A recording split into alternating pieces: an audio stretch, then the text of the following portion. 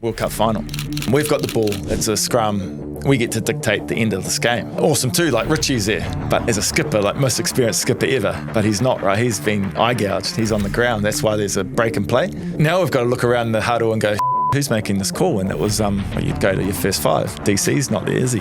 And then Slady's, who was in the squad at start, he's gone. Aaron Cruden, who started the game's gone. So it's Beaver, right? So Beaver, me, who was kind of, I'm not in the leadership group here, and Andy Ellis, who's come on at 9, and kind of us three are making this call that's going to dictate what the All Blacks do in this moment. Was there a moment after Richie and the gang left that you thought, this is my team? We had a moment in Argentina, I think it was 2016, and started training, and we didn't train well, and a lot of mistakes, and we'd hardly started, and Steve was like pissed off. Like he was like, nah, that's it. Brought us in and said, that's it, you're going to train like this, we're out of here. Shag told me that I was not very flexible in my thinking, that I wasn't open. That kind of hurt me. I just brought the boys back in and said, hey, look, lads, how are we feeling right now? Like, are we comfortable with where we're at? There was maybe a moment where I was like, yeah, I can take control of this team, and the boys listen and trust and care and kind of had my back there.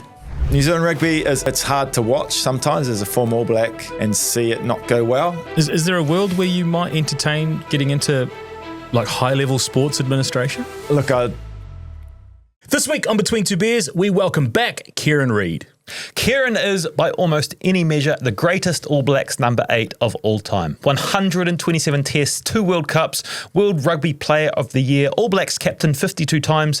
He led the team to a world record 19 consecutive victories as captain, took over from Richie McCaw and made it look like a natural handover. For over a decade, he was the heartbeat of the most successful rugby team on the planet. Today, Kieran is a leading voice in the leadership space, and we find out what that means, some of his best lessons, and many of his best stories in this one. Kieran is one of those rare athletes who is impressive out of the jersey as in it. Grounded, sharp, genuinely humble. This was a lot of fun with some precise insights. You're going to love this one. This episode of Between Two Beers is brought to you by TAB. Keen for more action on sports and racing? Download the TAB app or visit tab.co.nz to get your bet on. R18, bet responsibly. And Stephen and I are also stoked to now be in partnership and dressed by Barkers. Check out their range at barkersonline.co.nz. Enjoy. Kieran Read, welcome back to Between Two Beers. thank you so much. It's really good to be back. 4 years to the day tomorrow since we had you on. It seems like that's gone very quick. I don't know. Yeah, what you guys have obviously greatly exceeded. I don't know where you've gone. This is epic to be in your own room here and podcast studio. So it's been a massive 4 years. So yeah, looking forward to unpacking a bit of that and rest of my journey. The first time we recorded was through video link, a dodgy internet connection. We did it at Shay's old workplace. Yeah, I still don't think they know that we did that after hours there, but that's... But it's so cool being with you in person and a lot to cover. One of the questions we asked at the start of that last episode, because you emailed us off a Hotmail email, are you still, 4 years later, are you still running the Hotmail operation? Yeah, it's still there. It's still going. As I said, it's only for the close clients and friends. You know, I do have the work email to go alongside it. But yeah, the Hotmail's still there. I'm also running the first name _ surname. I've got an active Hotmail too. Do you? Yeah. You still whopping one? Stevie Holloway. I've got 2 Hotmails. Whopping one Hotmail and Stevie Holloway. The underscore is the key part of it, I reckon. Yeah. I think that's the exact same chat we had We're just going to 4 years ago. Replay the whole episode. thing. No, we actually wanted to start by talking about a lads trip, because we have got it on good authority that there's a boys trip to Reefton coming up this weekend. And the backstory to it is pretty interesting. So I'm hoping you can shed a little light on the boys trip coming up. Yeah, so I've got a group of lads. It's called the OG Wolfpack, which is kind of myself, Andy Ellis, Wyatt Crockett, Corey Flynn. I don't want to miss someone here. Mosi Tuiliti, Casey Lalala, and Flash, the mortgage broker who ties everyone together, who organises these things, Flash Gordon. So look, it's an awesome trip where probably, I don't know, 15 years ago, we started putting $20 in a week into an account. Slowly it built up and So 15 years later, we're looking at a pretty hefty figure in the account. It's 6 figs, isn't it? Yeah, it's well into Multiple, 6 figs. Yeah, are we able to say the number? It's probably 250K or something. I had 300. Well, yeah. Slady must be doing a good job at Forsyth Bar. So yeah, we've invested that money over the years and put into different things, and it was there for us to go out and have these epic trips, and because we've all been playing footy, or now it's kids, and it's very hard to do those big golf trips and things that we, I guess, anticipated this money being for. It's just been slowly growing. But yeah, every year, I think it's our 3rd trip coming up to Reefton, and that's the distillery there. So where we put a barrel of whiskey down 3 years ago. And so every year we go along and just make sure it's ticking over nicely, partake a little bit. So we're thinking 10 years, a 10-year-old single malt coming out of the Reefton distillery there. So pretty epic time. So it's just a good chance to connect. Guys coming from a few different parts around the country, but mostly in Christchurch. And we have a good weekend. Do you have to rock, paper, scissors on who's going to be the driver? Oh, that's why we've got our mortgage broker. So Flash is the driver. And yeah, it is kind of one of those things, I guess, that, as guys, and just to get away together is pretty cool, and to align this weekend, and we book it a year out around this time, March, and it's just a good chance to kind of enjoy each other's company, and it does involve a little bit of partaking in certain things, especially getting back together and enjoying some time. We stay at this place called The Church, which is an epic kind of Airbnb there, and have a lot of fun. Sorry, I can't get past the $300,000 in a lads group. What's going on? Are you actively thinking about investing it, or is it just so that when you go away, you're going to have an awesome time and no one needs to worry? It's not like we're going to spend it all at once, right? But literally, for however long this has been going for, which is over 15 years, I believe, it adds up. That's the thing about investing, right? And like, if you put enough away early and a little bit often, it just adds up. And so what is that? $20 a week is $1,000 or so per person a year, maybe, I don't know. So when we were playing, it wasn't, you could do that and it wasn't too bad, or it's a few coffees a week, really, isn't it? So initially, once it got up to a decent amount of money, we put it into some rest home shares, and then we've put it into a few other things across the time, which has done pretty well. And right now we've just got in a kind of portfolio with Forsyth Bar. And other than this trip, which is actually pretty cheap, really, for us, just renting a van and driving up to Reefton and things, it's the odd brekkie. We shout at each other brekkie, but we always get together. We have these big plans of, ride a cup somewhere, or the Masters, or going to these big events, Super Bowl. But maybe in a few years' time, when everyone's kids are growing up, and it's a bit easier to get away. One of the great lads funds I've ever heard of, but I do love like the week leading up. So you're away this weekend. The week leading up, the lads chat starts to sort of come to life, doesn't it? But it is important, and we talk a lot about these sort of like, it's a majority male audience here, and that it's really difficult, especially with young families and lots going on, to find time with your friends. So these are really important sort of weekends, and it's not just about being a lad, it's kind of connecting with people, isn't it? Because I imagine these guys are all going through that transition out of rugby. They're all sort of facing this new chapter of life. There's lots going on, and it's a chance to actually connect. Yeah, 100%. I think that's the cool thing about it, is that the fact we've got this whiskey barrel up in Reefton is that it's physically there for us to go back to.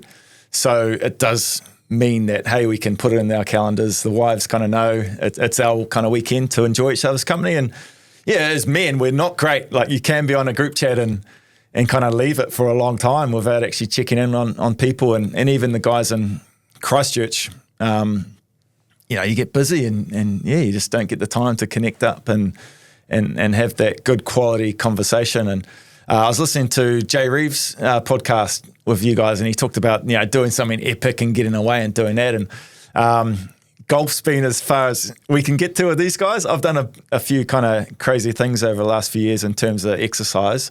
So I'm really trying to look forward to building in a bit of a, something tough into the itinerary, where we maybe go for a hike up a mountain on the way there, or do something like that, just to, kind of really solidify those kind of bonds. But there's nothing better than when you do get together is just kind of chew the fat and, laugh about yesteryear, which you don't get to do that often. Yeah. How has the golf been going?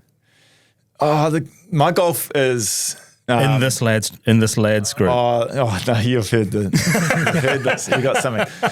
So we've literally had one round of golf. My team has lost, which is and that was the end of it, I imagine. Yeah, like you lose on the day and you never hear about it ever again. Yeah, of course, yeah.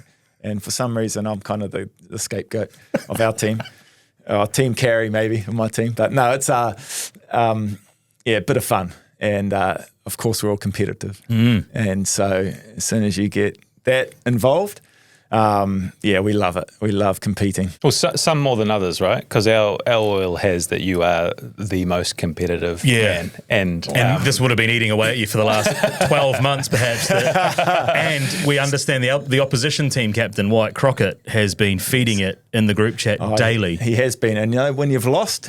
Can you put too much back out there? No, you can't. So I've had to really grit the teeth and just go, I'm just seething on the inside every time he puts something up.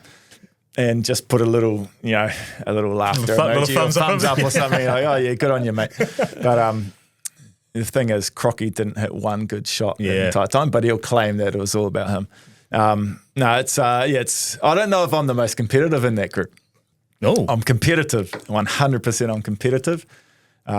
But I think I've got a perspective on my competitiveness. Nice. Yeah. Nice. There's a little halfback you mentioned there, Andy Ellis. He's pretty competitive, I reckon. Yeah. Well, he fed us the story, so it's perhaps deflecting from some of his own situation. I'd say so, yeah. So when we called you yesterday, we had a bit of a chat before you flew up this morning.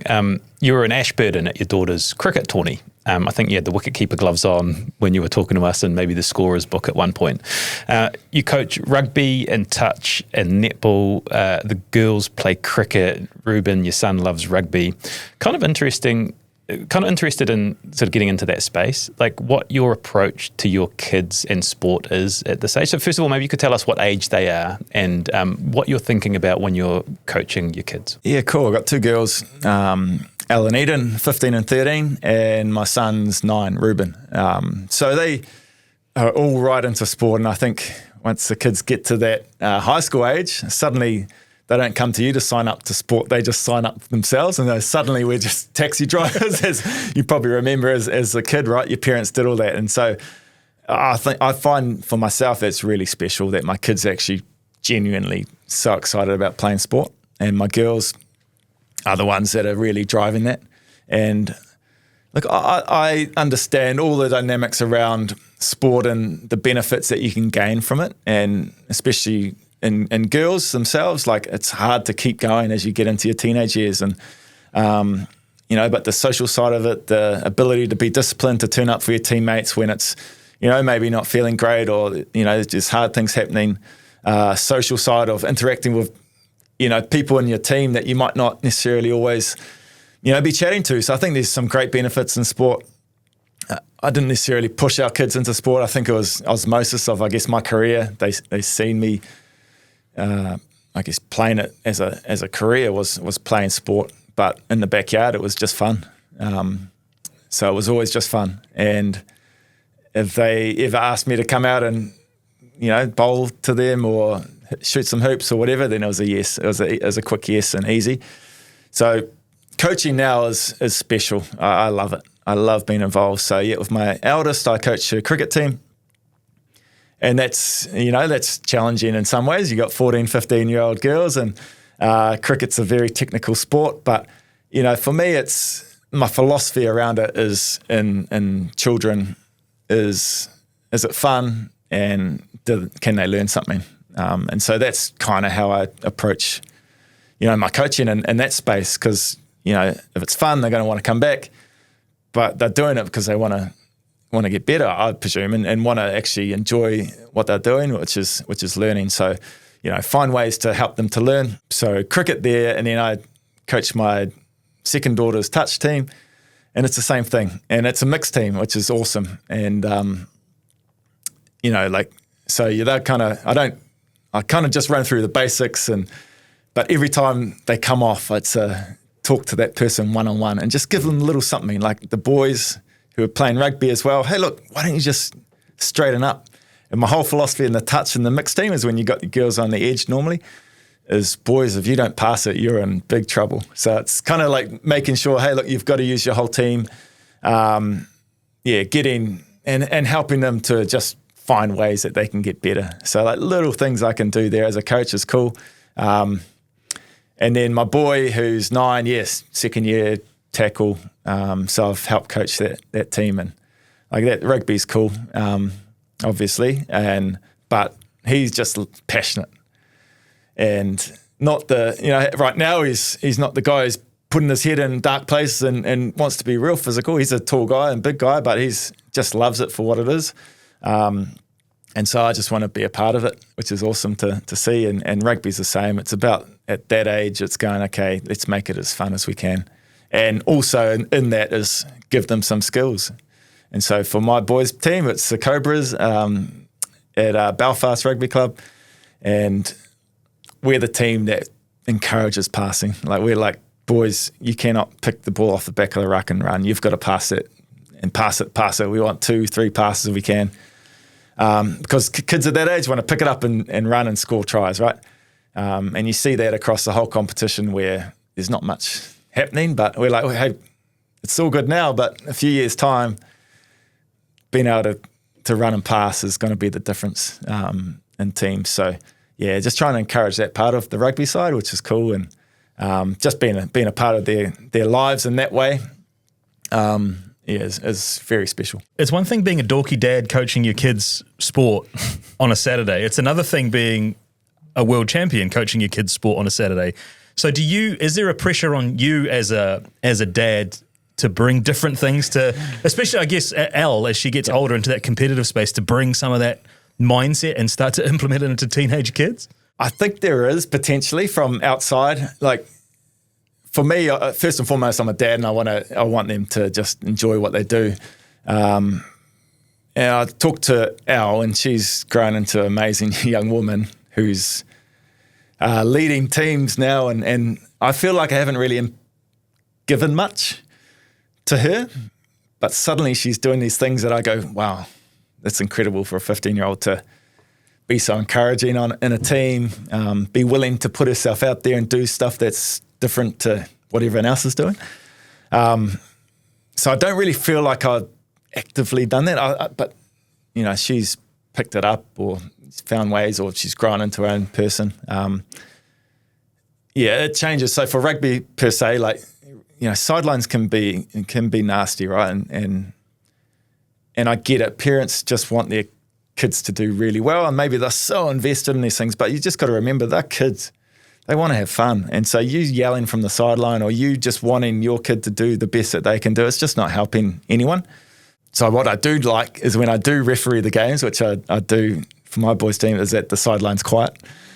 I imagine it would be if you've got the whistle. Yeah, because I guess, which is sad, right? Yeah. That it takes someone from my position to be there to have it silent. Whereas any other parent, then, there's whispers and things and things happen, right? But this person's there allowing this game to happen. We should respect that. Is the sideline quiet because you have told them that that's not acceptable, or just because they know that? I think because they know. They go, oh, look, Kieran Read, he knows the game. But also probably the way I interact with the kids. I'm like, at the start of the game, I'm like, guys, this is 8, 9-year-olds. I'm not going to pull up everything. Like, you just play until I blow the whistle. There's certain parts of that game of rugby which is pretty niggly and I could blow my whistle all the time in breakdowns. But it's like, no one's going to learn from that. And while I'm running along, I'm going to encourage that kid. I'm going to tell him awesome pass or whatever.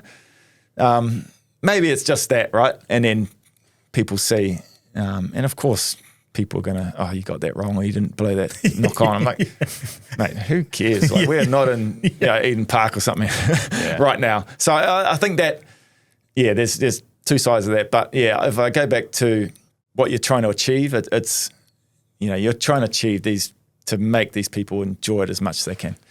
And I just know, if I look back to my time, if you enjoy it, you're going to spend time doing that thing. You're probably going to get better at it because you love it. On family, we spoke to a friend of the show, Owen Eastwood, who we've had a really great connection with since we had him on at the end of last year. And we asked him about you because you've got a sort of a lot in common and you've worked together. And we sort of said, tell us about Kieran. And I want to read you what he said. He said, I think the thing that is special about Kieran is he is so clear thinking. He sees things in such a clear, simplified way. When I talk to him about performance, it's not a lot of gobbledygook from a leadership book or anything like that. He's very, very clear-minded around what this leader, what this team, and what this captain probably wants to be thinking about right now. It's really tight.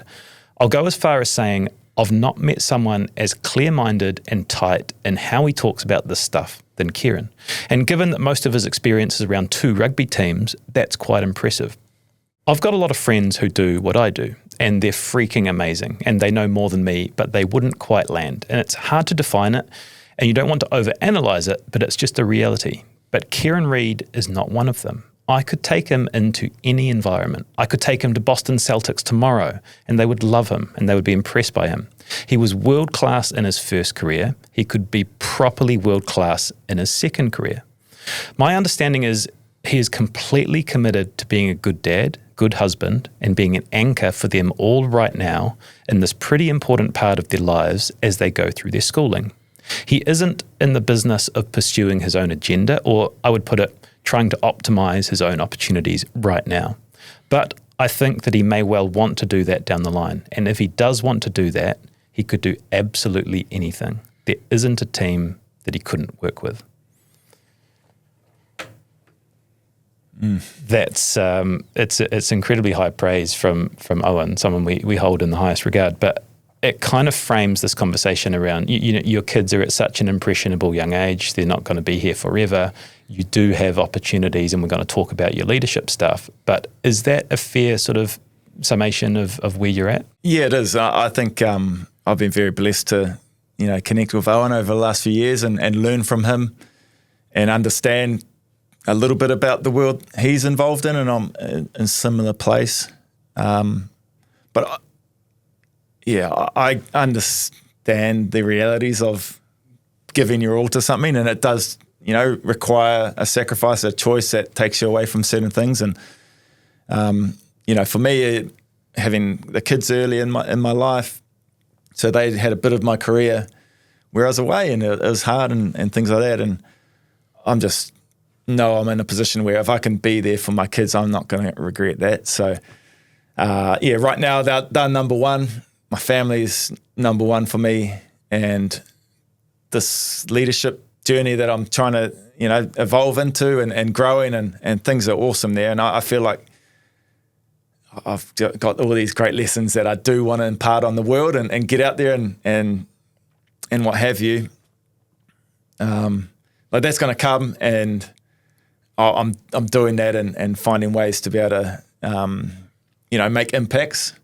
But 100%, he's right that, family is number one, and as they should be for me forever. But knowing where the kids are and dad being able to drop them off, dad being able to go down and score for the at cricket, for a day, or go to the swimming sports and things like that. You look around, there's not too many down there doing that. So really special to be able to be a part of it. And I appreciate those words from Owen, because I do love what I do as well. And I genuinely feel like this next phase of my life, I'm that type of person. I want that to be something that's talked about as much as what I was on the footy field, if you know what I mean. There's a phrase that Di Foster, our business coach, uses in our Accidental Business Owners series, which is sometimes you got to go slow to go fast. And I feel like that's almost where you are at the moment, where you have already accrued these amazing experiences through the first act of your life. And you can see what is potentially going to happen down the line. But right now in this period, you're actively, and I love that because I had it as a question, you're actively like thinking about the sacrifice for that second part of the career and making deliberate choices right now. I've set myself up. I've been kind of going into businesses, dipping my toes in with different sports for 5 years, right, since I retired. And I've learnt, I've listened, I've watched and seen how businesses operate that are different to sports teams. And so I figured, I tried to figure that out as best I can, right? And so it's the thing that we'll talk about later. It's, where I'm at now is that the lessons that are applicable that I picked up from rugby do cross over because I understand the nuances of business a little bit more and understand what the pressure points and where they're trying to achieve what they're trying to achieve there. So, giving myself that time, you always wonder, there's always things, is Kieran Read the All Black going to fade in terms of your name and things like that? And maybe you're missing out on certain things, but when you actually boil it down, you're not missing out on anything, when you're spending an extra night with your kids or doing all the extra stuff. So as we said, we had you on 4 years ago, and in that first episode, we covered a lot of your story, but there's obviously a lot more. And this episode, we are sort of leaning into that leadership space, and we've found like 8 sort of landing points that we want to use to kind of like tell the story. And a lot of these sort of leadership themes and what you've learned is going to pour out of it. So I was hoping we could start from Rosehill College, which is where you went to school, not a traditionally powerful rugby school. But I'm interested in how you got yourself ready from Rosehill to play professional rugby. Yeah, Rosehill was an awesome time in my life. Like, I got a scholarship in my fourth form year, so year 10, to go to St Kentigern's, which was that big school in Auckland. And I went for that year. My parents encouraged me to go, but I was bussing in from South Auckland, an hour on the bus and back, and I was playing second 11 cricket, second 15 rugby, like playing, good quality stuff, but it just I didn't feel fulfilled, and it just wasn't for me. It just wasn't the thing for me. I love my mates. I love, being home and being comfortable, I guess, at that age, and I guess that's quite a big, I look back now and I go, man, that's a big decision to make, especially for someone like me who loves sport and was probably then starting to dream of playing sport, as you progress for your, in certain teams. So I went back to Rosehill into our first 15. The whole score, 2,000 kids. We scraped together that team too, So like that was just fun times. I played with my brother in those years, and we trained twice a week for an hour after school. I was making age group counties teams, but I wasn't a superstar in those teams. Or anything like that. It got to my last year at high school, and one of the guys who was helping out the first 15, a PE teacher, James Fraser, who probably is one of the guys who had the most influence, I think, across my career. He said to me right at the start of that season, he said, Kieran, mate, do you want to give this a crack in rugby? And I was like, yep, because I was happy to work. I was a hard worker. I was happy to put in effort. And so I was like, yep, I'm happy to do whatever it takes. He's like, well, we're probably not getting enough from trainings, and don't want to bring down the coaches because my dad was one of the coaches. But, we weren't getting this high quality coaching. And not that James was a high quality coach, but he was just like, hey, I can be here for you. And so he said, I'll come along to the school field, and we met a couple of times in the morning, 7 a.m. in the morning, through winter, literally just me and him. He came in from Auckland, drove down, I drove in, and I'm tackling this teacher and getting over the ball, like we're running lengths, passing, all this stuff that, could easily not do. And so what it instilled in me, it just instilled in me a bit of confidence in, hey, look, someone's backing me first and foremost. Also, if you want something, you go and take it. Like, don't wait for things to come your way. Go and make something of it. Control what you can control. And so at that stage, I was just blessed and like just happy to be doing it. I didn't really think too much of it, but I guess from that year, I made the county's secondary school team. I made the Northern Regions A team and made New Zealand secondary schools in that year from Rosehill, which is quite unbelievable. I didn't even know that team existed at the start of the year. Yeah, I wasn't in the system. I wasn't in that, but just to be able to achieve something there, I was like, oh, okay, this is pretty cool. And I was the reserve 7 of that secondary schools team. it kind of just sets something in my mind. Okay, could happen. So yeah, it progressed from there, I guess. But yeah, he was huge for me. The other part of that story around Rosehill too is he'd created a bit of an elite sports setup in that school. So we had like trampolinists and a karate person, maybe, all these random sports, a horse rider and a badminton person, like all these kind of weird sports we kind of like amalgamated together at Rosehill. No real teams. And he as well, in that year, I was a skinny guy. And so he's like, well, we probably do need to put on a bit of weight. So he allowed me every day I could go to the tuck shop and get a chicken roll and a primo. And it was like one of those big 600 ml primo. So as well as my lunch I'm bringing in, like I was going there and like smashing the primo and I don't know. I think he don't know where he got the funding for that or if he paid for it himself. Just signed it off. He signed it off, right? And it's like, man, that's pretty special when you think back to those times. And yeah, it's without that ability, and I've been lucky that people have seen something in me before I've seen it. And I think that happens quite a lot, right? That sometimes you need that person, that mentor or that coach or whoever it is to give you the confidence before you actually have the confidence yourself. And I was that person. And so he started that process for me. Man, that's such a reoccurring theme with guests in sport that have gone to the top level, is that someone outside of family being the one to kind of recognise and support.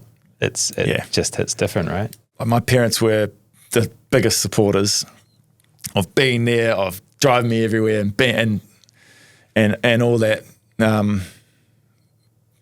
But James was he's the fella, right? He's like, no, we can do something extra. You can, if you want it, we can really have a go. So I think that's a different mindset, of that you do need to really push yourself. The next stepping stone I want to take us is to 2008.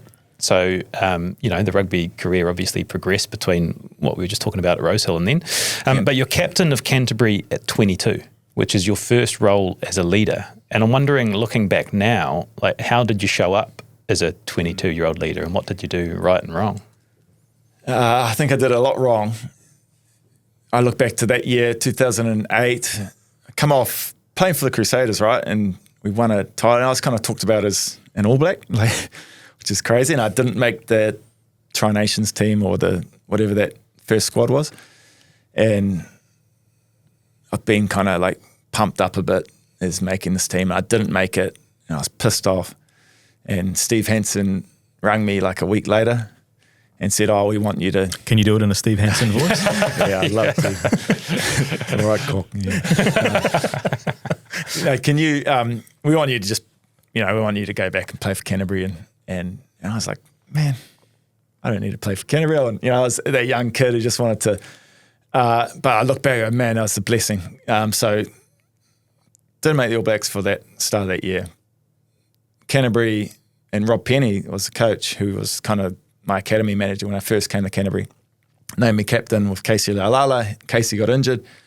And I hadn't captained rugby teams at all, aside from my first 15, my 7th form year. I was a cricket captain growing up. So, I love captaining cricket. It was technical, right? But rugby for me was a big speech. It was, I kind of witnessed, you watch the movies and you go, you got to do this and do that. But I was not that kid. I was that kind of, I felt like I was still from Rosehill in some ways, where I was still had to earn my position. I think Pens and coaches had seen potential in me to be a leader. Like on the training paddock and the footy field, I could easily be demanding of the guys next to me and ask for things and do that. But in a team situation or in a team meeting room, I struggled to get up in front of the team and speak. And so I initially, as a leader in that team, I tried to be that person who got up and spoke, and it wasn't kind of me. It wasn't authentically me. And I was very lucky I had some good people around me. Well, that first game of that season, 2008, we played Manawatu at home at Lancaster Park. A game for Canterbury. It's a pretty good storied club. Should beat Manawatu. And we lost. My first game captaining the side. So that was tough. It was embarrassing in some ways. But across that season, mate, Pens was awesome. A few of the senior players, Corey Flynn and others, I realised they'd been there, done that. I can utilise these guys. I can still be this leader and make the calls on the field if I have to, and have great one-on-one conversations, which is my strength because of my background. Where I was brought up, I was used to connecting with anyone, right? And I could do that. I was able to kind of figure out a little bit of a formula around how that would work and utilise those experienced guys to maybe deliver the speech that needed to be said pre-game or in a meeting. I was still just learning my craft. I was able to make some shifts, learn some things, and by the end of that season, we went to Wellington and we won the title. It was kind of the start of Canterbury's reign of 10 out of 11 or something that they got. And so it was pretty crazy time and just, really special to have that time in my life to be able to learn leadership in a environment that's not as high pressure as, say, a Super Rugby team or, anything like that. NPC was big, but it wasn't as big as what it was in the 90s, say. So, could make a few mistakes and it not be magnified and plastered everywhere and things like that. So it was a really awesome opportunity. And then that night, 2008, won the title. I think Richie had come back and played that game when the All Blacks used to come back. And he was starting to have a good night. He tapped me on the shoulder and said, you better just pull it back in a bit because the next day he got named for the All Blacks.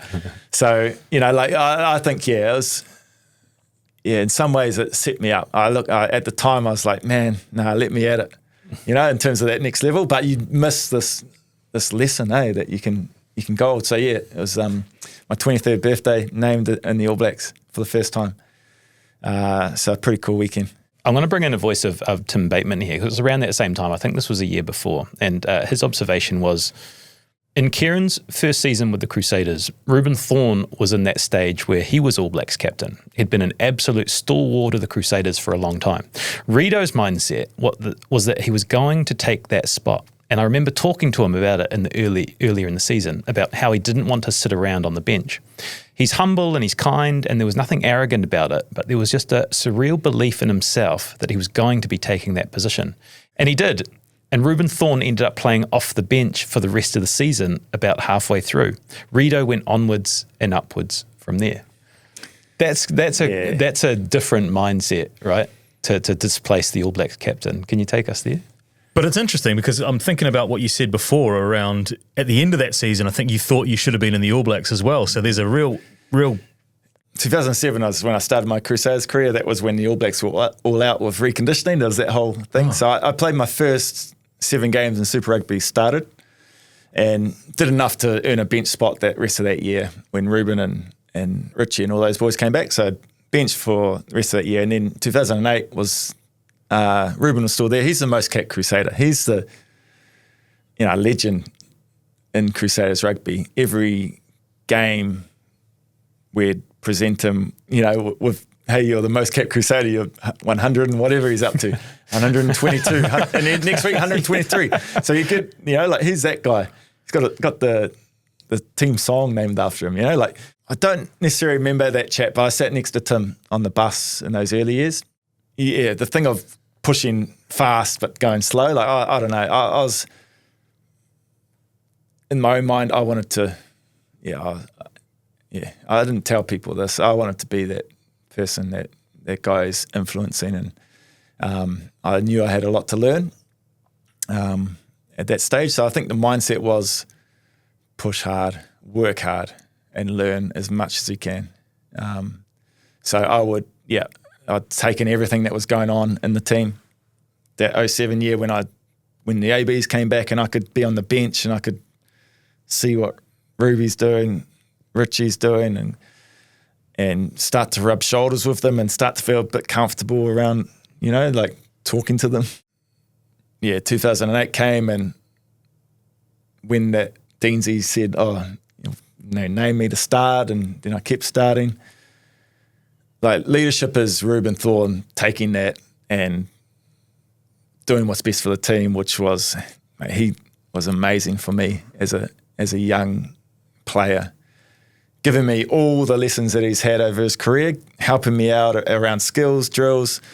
And he's not a big bullshit guy who's going to say much, but just being there for me and helping me. Oh, do you want to do this after training, Kieran? Or, a quiet word about, what he's been doing, and even just, watching him. I still kind of, yes, I had that mindset of wanting to be the guy, but you've got this legend who's on the bench, and it got to the final playing the Waratahs, and that was Reuben's last game. He was finishing up, and named me to start, and Reuben on the bench, and same thing, just came straight up to me, shook my hand, and said, "Mate, all the best, and I'm right behind you." And I was like, Philip, this guy. So it's he's a guy that I look to as an absolute leader of men. And now he's running his coffee business, and I go in for a coffee every now and then, and we don't say much to each other, but I love can that. Just shake hands and do that, right? It's awesome. I love that. That's what leadership is, because people probably think it's the big, speech and before a game or getting everyone fired up, but it's how you respond when things don't go the right way. Right? I think so, right? Like that's when your true character comes out, and as leaders, that's where your influence shows in those tough moments, or the pressure comes on, or whenever, those things, adversity and things like that. So Reuben at that stage was like, yep, well, here's a team man, and that's the ethos of what the Crusaders are. But for him to show that, and probably that hard moment, I can imagine, like you want to go out in this big moment, it's like anyone's natural way, but we got there, and we could, it was the days of putting the sword in the field for us at the Crusaders, and for him to be able to do that, it was cool for us to see, and he actually ended up coming back and playing for us a couple more games a couple of years later, but pretty special times to share those. Yeah, it's an interesting dynamic, isn't it, when you're a young emerging player and your direct opposition is someone who has that leadership mantle and so much experience as well. I imagine internally it's how much do I push to try and buck him out the way, and how much can I glean and learn from what he's doing at the same time is an interesting dynamic to have. Or maybe I'm overthinking it. No, it is interesting. I'm not sure about any other teams in New Zealand, but the Crusaders' ethos was you have to set up the guy next year, the guy coming after you, sorry. That's the legacy that you leave. It's not how you performed in the jersey, it's the guy who comes after you who's performing. That kind of is your real true legacy of if you've done it right. And that's what I sensed from that, from the Crusaders. And I got that in spades from Ruby. Like as a guy, he was like, if I went on and had a great career, it's, down to what those guys and what he did for me. So the competition, 100% is competition, and you need that. And but right in behind that is care and really like a family, and trying to help those new guys. The next stepping stone I've got is lineout calling, because you started calling lineouts from 2009 until you retired, which is a great responsibility. But I'm kind of interested in the background behind that and how it all worked and played out. Yeah, so the All Blacks in 2009, we lost to South Africa 3 times that year, and struggled. There's kind of new rules in. We lost to France as well, and our lineout was going pretty average. Well, South Africa had a couple of good players, Bucky's Porter and Victor Matfield. They were pretty handy, and kind of this was that time too where the coaches were trying to figure out, what was going wrong. So by the end of the year tour that year, so it was like I've been in the All Blacks a year, and played. I'd started at number 8 halfway through the Tri Nations that year. So I think I played the last South African game as a starter.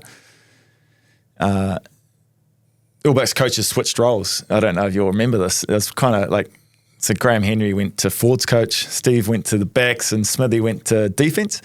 And so you've got these 3 amazing coaches suddenly in new roles, but so having to learn new things. And around that time, I think Steve had said that Kieran should run the lineout. And so I hadn't done a lineout before in my life. But I had an analytical mind. I was kind of that way inclined because the lineouts are pretty analytical. You've got to be able to read pictures and, kind of put up like things that will happen and anticipate and all that stuff. And so I started calling the lineouts. I created the system. I liken it to when you're in the opposition, you're trying to crack the code. You're trying to crack the opposition's lineout code. Yeah. It's like the Enigma back in the day, you get very niche here. We wanted to, Seamus. It's good. It's good hearing. But I brought into the team and suddenly it's just, and it started going all right for us, I brought in my system. It was around tempo. It was around trying to go fast and get things in there and out. But it also required me, and this is, in that time where I'm exploring some leadership. I hadn't done anything really in the All Blacks yet. That it required me to get up in front of the team, present to the forwards, hey, this is what we're doing. I've got to articulate the moves that we're doing, the calling systems, and then present to the whole team, this is, the things that we'll do. So it was another small part of the coach giving me this role that no one else sees, but for me, I was able to kind of learn and grow and make mistakes and figure out the best way to present and find my voice. Because on the field, felt pretty good and comfortable, but off it, I still wasn't, in a position of real confidence in my own ability to lead. That gave me an awesome opportunity. I think just being able to have an impact on the team in a certain way, you look at it and go, oh, that's pretty cool. So I look back and go, that gave me so much confidence to grow my voice in the team. So even though I was still pretty young in terms of experience and everything, it was, a way to have influence on the team. So are you responsible for the Teabag? Excuse me? In 2011, the Rugby World Cup final? Yeah. So Teabag's me. So that's going to make a hell of a clip. Yeah. That week, so we knew we were playing France. So the way the process was, like on a Sunday night, I think it was a Sunday game, so maybe it was Monday night leading into a Sunday night final. Monday night, my process is I look through the opposition lineouts and watch their footage of how they defend. And then I'd come up with the lineout calls. And generally I'd go to Steve Hansen's room and would talk through things. So look, the way France defend, they just defended it perfectly where they did 2 pods and they went like this, and there's this massive gap for us to bring out Teabag, which is, the move where Woodcock goes through. So that's the Monday night after our semi-final on the Sunday. So go to Steve Hansen's room and say, look, mate, this is the option. We mulled around a few different ways of doing it. Got to this option, and you practice it during the week. And we've had a few different moves like this over the time where I've created them. I think we scored against Wales maybe a year before using the same move. And all you're doing is hoping the opposition does it, because you can create this awesome move and then suddenly you go out there on the field and France do the exact opposite of what you've, it's cracking the code. It is. Yeah. I think the other thing around it was early in the game, and a lot of these kind of special moves, and you're pretty risky to chuck it out there quite early. Normally you go to a maul or something, and so it was a penalty, I think on about halfway or 40-metre line for us, and saw where the ball got kicked out. It was around the 22-metre line. I knew that France were going to get up and try and defend, and so I called the Teabag, and at that stage you're kind of just hoping, and France just did the exact what we planned. They did that, and Woodcock threw. It's a pretty special moment when that happens. Man, it's so cool because you put it together, and then the balls, I guess, I look back to call it. World Cup final, it was only early on in the game, first 20 minutes, 15, 20 minutes, I think. And for it to come off, is obviously really cool, but it's like, okay, are you able to call it? And I think I'd progressed to that point where I was confident enough to be able to, definitely be in a position to make that call and tell the team. And there's been some other ones around the lineouts. So Teabag, we've had coffee. So you have to find this one, archive footage. I think it was Ellis Park, Richie McCaw threw the lineout where we kind of faked back and he came from halfback, caught it, scored. Same thing, like you've got to look for these things and then just, when you call it, you got to know when the pitch is on and when it's on. So those ones, those special ones and those things that look cool, it's cool when it comes off. I want to talk about the last line out in the World Cup final because we had Brad Thorne in here from his perspective in a moment. But I guess my assumption would be a line-out call is like the hooker or the captain. So within that All Blacks environment, is it specifically broken, like leadership and those responsibilities are handed out to different people back in those days? Yeah, so the line-out caller will be probably your best caller. Predominantly it's been a lock because the locks are line-out jumpers. And I'd say still now across New Zealand, it's locks. So when I think it's, left, it was lock. It was probably Sam, Brody, Scooter now maybe. So it was that space. I think what I offered was a big picture. I could see quite a lot and be able to, best thing is see the picture and they paint the picture for you. And that's what Robbie Deans was great at as a coach, was like, you can't be predetermined in what you're trying to achieve. Like the opposition will paint you the picture and you just dictate off that, right? So that was my strength. So as a line-out caller, so the process for that, right, is I'd know on the field when it's a 5-man line-out, when it's a full line-out, what kind of ball the backs want. So I have to work with DC, with my first 5 throughout the week, and we've got to come up with this plan that, like, I don't want to be going to him and saying, oh, what's the call here? And he's got to say, oh, it's this line out, and then I've got to relay it here.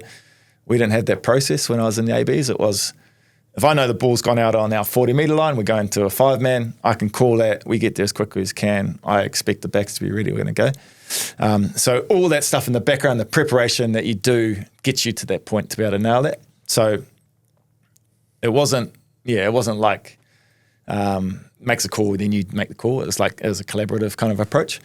Yeah, so a lot of work in that prep to get yourself to that moment. I guess a skipper, I still called when I was a skipper, so then I had all that as well. But that's, for me, it didn't really affect my game because I could do it quite easily. And it's just about your connection with your first 5, who generally calls. You call the line out, they'll call what's going on after it. Yeah. It's very technical, and I love this stuff. Yeah. And I watch lineouts now, and I love kind of seeing how teams approach things. My only question around that last line out, because we had Brad Thorne in there, but like he'd only done a line out for the first time 10 years before that. Yeah. But was it? Yeah. It was. So I listened to that too. So was it just knowing that he would be the right guy in that moment? He was legitimately credit card. So when he came back to Union in 2008, Crusaders, he his mindset around how he can learn and get better. I witnessed that too. These guys you pick up all these awesome gold nuggets from. So by the time we got 2011 World Cup, he was one of the fastest guys off the ground. And we had just before that, 3 minutes ago, we had a scrum, right, on our 40-metre line, which is pretty awesome. We've got the ball. It's a scrum. We get to dictate the end of this game as All Blacks, World Cup final. Like, that's the position you want to be, up by a point. You either kick it down and defend, or you go off the back of the scrum, like for myself, and, you grind out the clock. Awesome too, like Richie's there. But as a skipper, like most experienced skipper ever, but he's not, right? He's been eye gouged. He's on the ground. That's why there's a break and play. So he's down. So now we've got to look around the huddle and go, shit, who's making this call? And it was, you'd go to your first 5. But DC's not there, is he? And then Slady's, who was in the squad at the start, he's gone. Aaron Cruden, who started the game's gone. So it's Beaver, right? So it's Beaver, me, who was kind of, I'm not in the leadership group here, and Andy Ellis, who's come on at 9, and kind of us three are making this call that's going to dictate what the All Blacks do in this moment on the field. And we weren't in any leadership group. I was in my line-out things, but I didn't know what was happening at the top level, but that was it. And we're pretty clear and calm because we'd been empowered. All these things that had led to this moment that the All Blacks had done, that empowered each of us to kind of grow our own ability to handle pressure, to be able to be in the moment. All the stuff that was the difference maker meant that we were pretty clear, okay, I'll take it off the back of the scrum and we'll try to grind out the clock, right? So we did that. So Richie walks back to the scrum, and another moment of, you don't be the loudest man in the room to be the leader. He walks back. I tell him the move that I'm going to take it off, and he just nods, and packs down. Like, he didn't need to have input on the decision. He just man, I'll back my team. So special. So off the back of scrum, then we win a penalty and then kick it out. And for me, it was it wasn't a hard decision. You want to look after your hooker there. France obviously going to get up the best balls at front of the lineout, and we're going to maul it because we want to slow the game down. And I had no qualms calling to Brad. So before, we're slowing it down. So while we're having a huddle, Brad, it's you. We know what's going on. Easy call. And Hori goes there, and Brad did his little whatever, won the ball. Half kind of got it more going, won the penalty, and that was it, right? But in the moments, are just little things that happen. But the 2 years previously, 2009, when the coaches, we struggled and the coaches switched around to try and get a change in the team, and suddenly we had to focus so much more on how we handle pressure after 2007. So there's just so much that goes into building up this dossier of kind of how much information you have to be able to nail that one thing. And as a player, what I learned over my career, and especially in those early years, was, hey, you got to give them little moments to practice it, so that when time does come, you're gonna nail it. That's what I look back on and see. That's one of the reasons we were successful that year. So you win that World Cup in 2011, you win again in 2015, and then 2016 comes around, and it's your job to lead the All Blacks after they've lost the experience of, I think it was around 800 tests combined. And I want to bring in Gilbert Anoka's voice here, because he said, what people may not fully appreciate is the weight of the chair he sat in. Following Richie McCaw isn't stepping into a role, it's stepping into a shadow. Many would have tried to be Richie, Kieran didn't. He understood something important. The team didn't need another Richie, it needed an authentic Kieran, and that's exactly who he was. So take us there. I mean, like I said, 800 caps out the door. Now you are the leader, and you're replacing one of, if not the greatest of all time. What an act to follow. Yeah, awesome act to follow. I was lucky, right? I had 8 years training, living, breathing with Richie across that time, and seen him, how he led. But I was myself, and I was at the age where I had learnt these lessons, and I'd been able to practice it a little bit in the Crusaders. I'd captain them, All Blacks. I'd captain 12 times up to being named captain. But yeah, it's a different seat. Oh, she's a different seat to just filling in, and it can weigh on you, and it's a big role and everything that comes with it. But I was just so ready for it that I wanted that opportunity. And also, if you talk about the All Blacks right there, and you lose 800 tests, you lose this experience. What we couldn't lose was our expectations of who we were as All Blacks, but we couldn't do it the same as what we could in 2015. The most dominant team in history.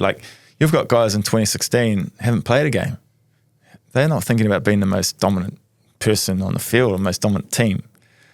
They're just trying to establish themselves, right, and get themselves into the game. And so there was a balancing act of going, we can't lose who we are in terms of our standards, our expectations. So that was the nuances, getting that part staying where it was, but also not burdening these young guys with the same stuff you could talk about with your Conrads, your Matas, Richies, Woodies, Kevy, all these guys, right, who can handle everything that's coming their way at the top level. So yeah, it was done differently. It worked out well to kind of lead to my strengths, which was that connection piece. It was, I felt as a leader, it was my duty to go to these guys and find something that connected us. Just talk to them. Really find that piece first, and then the accountability piece can come after, and that can really, which is needed in the best teams, they have that. But if you're just all accountability without too much vulnerability or connection, then you fall over in some parts, and just doing it in different ways. Like, so a guy like Damien McKenzie, I think in that year, or if he came in, or might have came in the year after, but the guys who came in, finding ways to give them those little empowerment times, like asking questions, and suddenly go, oh shit, Skipper's looking for my input. Oh man, that's pretty cool. Like those little things as well, as like that's how you do that. Did you find any players? I mean, this is an obvious question. Some harder to connect with others, but did it take you long to get around the group and figure out, especially with the new ones, where that connection point was? Yeah, it did. Like, it's not easy, and I can't say I was perfect at it. I purposely tried to make sure the points where you can do that is like dinners, breakfast, lunch, and stuff like that. Where in a hotel, you're buffet, and you can sit around tables, and I can choose where I sit. I could, someday you might be tired and just go sit next to your mate, but that's not maybe helping the team in that moment. So, yep. And some guys you're naturally going to hang out with, and some guys you're probably not, right? And that's a team, and that's all good. But you can always find something that you can give of yourself to that relationship, and something that you can maybe find that's a connection point that I feel is super important, no matter if it's sport or what. In terms of trying to build trust, like that's the key. And you don't shy away from it. In the end of the day, like the high performance excellence, like nailing your role piece, because that's what it comes down to. But I can have that conversation of, okay, I need more from you here, because, I feel more comfortable having that conversation after being connected to that person. How many in the Harry Potter club other than you and Sam Whitelock? Yeah, we brought in Kawa Tuanukuafe, who was who definitely came in. Pete Gallagher, our physio, was probably the head. But a lot of muggles in that group. That's so good. That's so good. Sorry, carry on. No, you're good. I was wondering, was there a moment after Richie and the gang left that you thought, this is my team? Like, was there a moment when things felt like it was Kieran Read's operation? Was it, and how soon was it? I don't know. I don't know if there's a moment. I think I wanted it really badly, and I think maybe, I was trying really hard. I think maybe early on, and I was putting too much pressure on myself, and I think I probably carried it a bit too hard early on. We were pretty good. Like, we only lost one game in that first year. Like, but I think I maybe tipped over to trying to do too much, a little bit. Maybe on my own mental load rather than to the team. Like, I think I was good around with the team, but I was focusing too much on, which maybe in the end, if I'd kept going and spiraling that way, I would have felt a bit burnt out or felt something like that. So there's probably, if I think back to, I don't know if this was 16 or we had a moment in Argentina. I think it was 2016, and young team, right? We got and first time to Argentina for, in terms of playing for the All Blacks, we fly and we get a week there. People are trying to learn the game, and a lot of the guys in the squad are maybe playing for the first time because coaches have given them opportunity to play against Argentina. And we got to Thursday, which is a really important day for us training-wise. It's a real kind of game simulation, quite intense training. And started training, and we didn't train well, and a lot of mistakes and drop balls and stuff. And like, we'd hardly started, and Steve was like pissed off. Like, he was like, nah, that's it. Brought us in and said, that's it. You're going to train like this. Like, we're out of here. And like, he stormed off, and coaches stormed off with him. And I just said that to those boys at that time. I was like, nah. I know that's what he's trying to think, and he'll say it's a teaching moment for me. But I just brought the boys back in and said, hey, look, lads, how are we feeling right now? Like, are we comfortable with where we're at? Like, 2 years ago, you could walk off training and be fine for Saturday because we could mentally get ourselves ready because we're that type of team. This team, nah. These guys, they need some confidence and, an experience of confidence through training. So brought them in. Okay, what do we need? And now coaches are gone. They're on the bus, and so we just finished training, and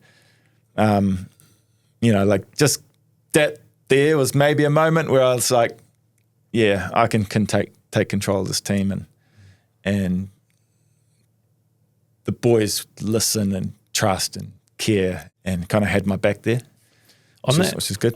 On that comment before about, I'm interested in the head of the All Blacks captain, because you had an amazing year. You only lost one game, but there's so much stress and pressure coming from different angles. And everywhere you go, in every conversation, you are the All Blacks captain. So it's always people are wanting to talk about rugby, like it's always there. Like, what is the reality of that, where you cannot, wherever you are, you cannot switch off from being the All Blacks captain? Essentially, that is the reality, is it's there all the time.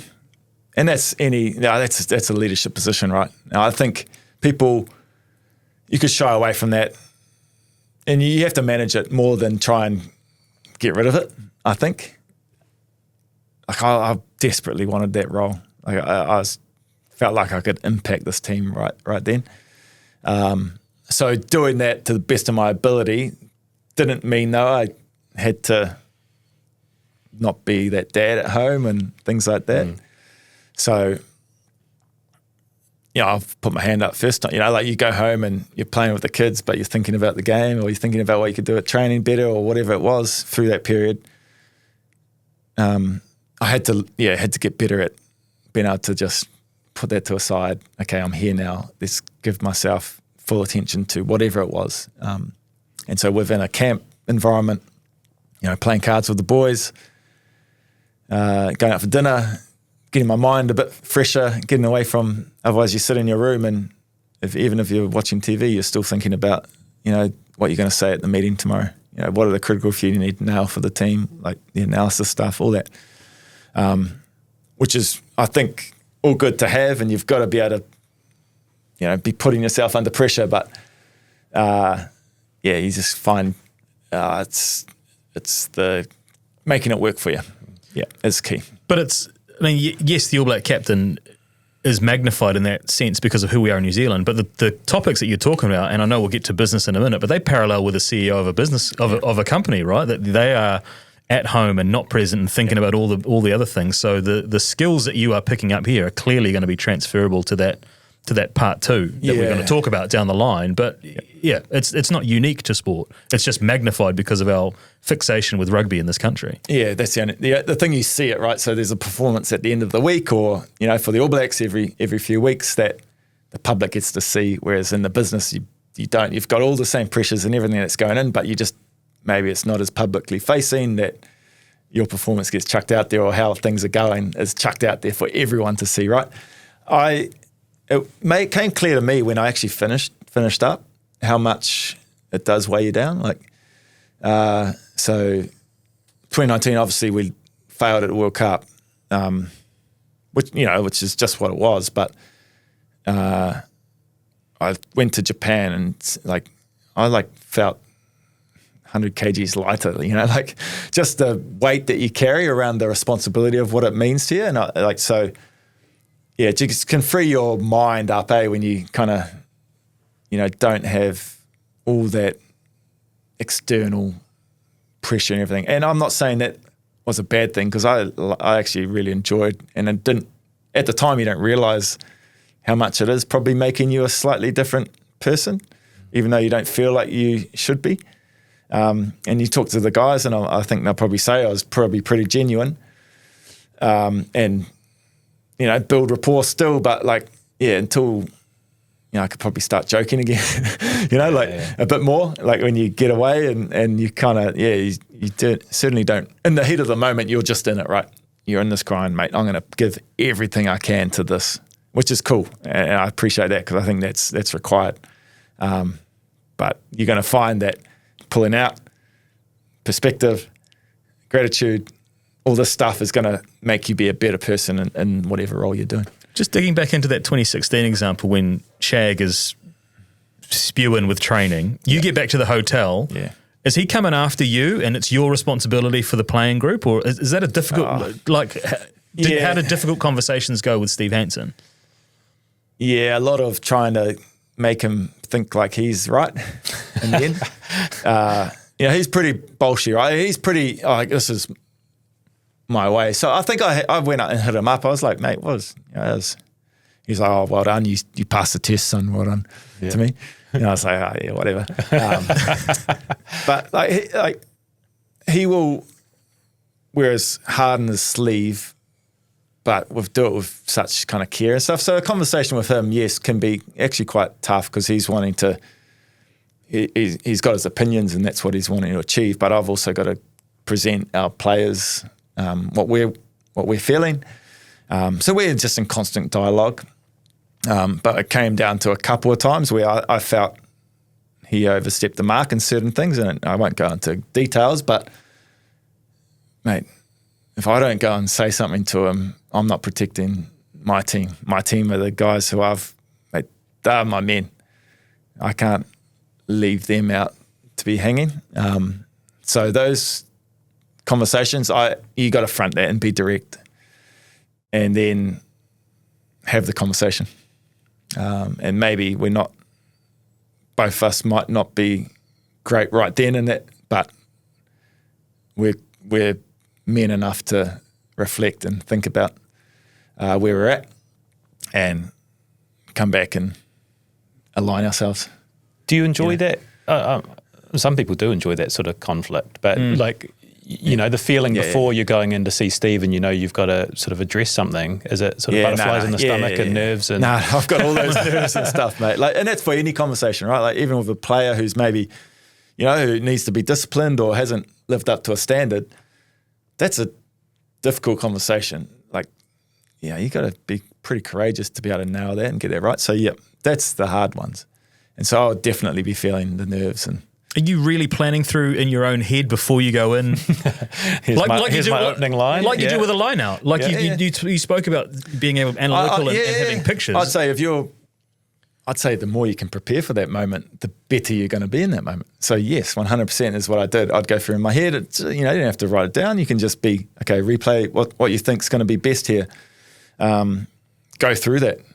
And yes, you're going to nail that a lot better than if you didn't and you just rock up. Like any time I was going to be hitting a message to the team that required a bit more maybe emotion or a bit more something that's harder hitting, I'd be prepping and I'd be making sure I'm nailing what I need to nail in those moments. Because and as I said, that moment when you're talking to a teammate and they've let the team down, but you're trying to get a shift in them, and you need to make sure that they understand what they've done there isn't living up to our standards and our expectations. But I'm the type of leader that's not just going to finish there. I'm going to go, okay, hey, you can be so valuable to this team when you get that right. It's kind of how I'd always frame it. I want these guys to go away thinking, yeah, man, I'm all in this team. I don't want to, let us down. And hopefully they walk away going, shit, I can be this person who can impact our team positively. So I'm keen to talk about mindset, and I want to enter it through a yarn Andy Ellis told about these. This was early in your career, but it's going to spill out into proper mindset chat. I'm not sure if you're going to remember this. He says, one time he came up to me before a game at the old stadium way back, and he's like, Andy, mate, I'm not feeling it today. I'm not okay. Can you ever chat to me? I'm like, excuse me? And I gave him this massive open hand slap in the changing sheds, like 10 minutes before we were out, slapping him right across the face. And I was like, you're fucking playing for the Crusaders here, mate, and your family are watching, all the fans. But most of all, you don't want to let yourself down. And he's like, fucking thanks, mate. Right, I'm on. I'm not sure if it was the slap or the words, but he just needed that. And when I think back to that, I'm like, Jesus, why did that happen? But I think he was prepared to be vulnerable enough to me to get the best out of himself. And again, I wouldn't be vulnerable enough or whatever to go up to one of my teammates and go, mate, I'm not feeling it today. Can you help me out? But how epic is it that he could do that in that environment? I reckon there's probably something in that.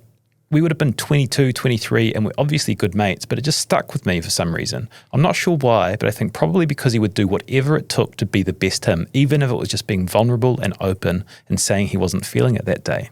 It's pretty cool. Do you remember that? Yeah. Actually, now that you tease that out, I do. I do remember I think he maybe GST'd on the slap. I don't think it was that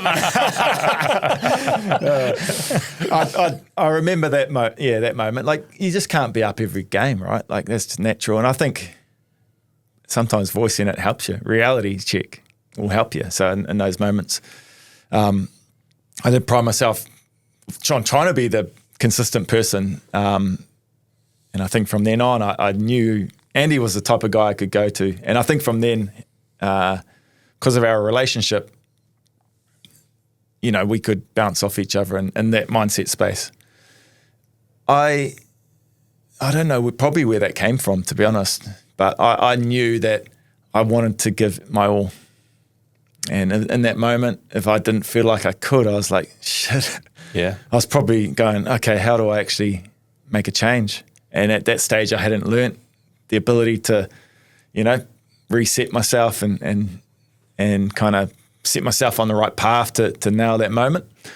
So it did just require the chat, and it was probably more just me getting out of my own head to do, other than how epic that is from Andy to be able to, representing Crusaders, your family and yourself, like that's all you need to know. That's me, and that's probably who I thought of most times anyway. So yeah, but spilling it out of my own head allowed me to get myself back into whatever space I needed to be. But that's a close mate who can do that. But it's all part of it. And as I've looked back, and now that it's easy to say no or say nothing.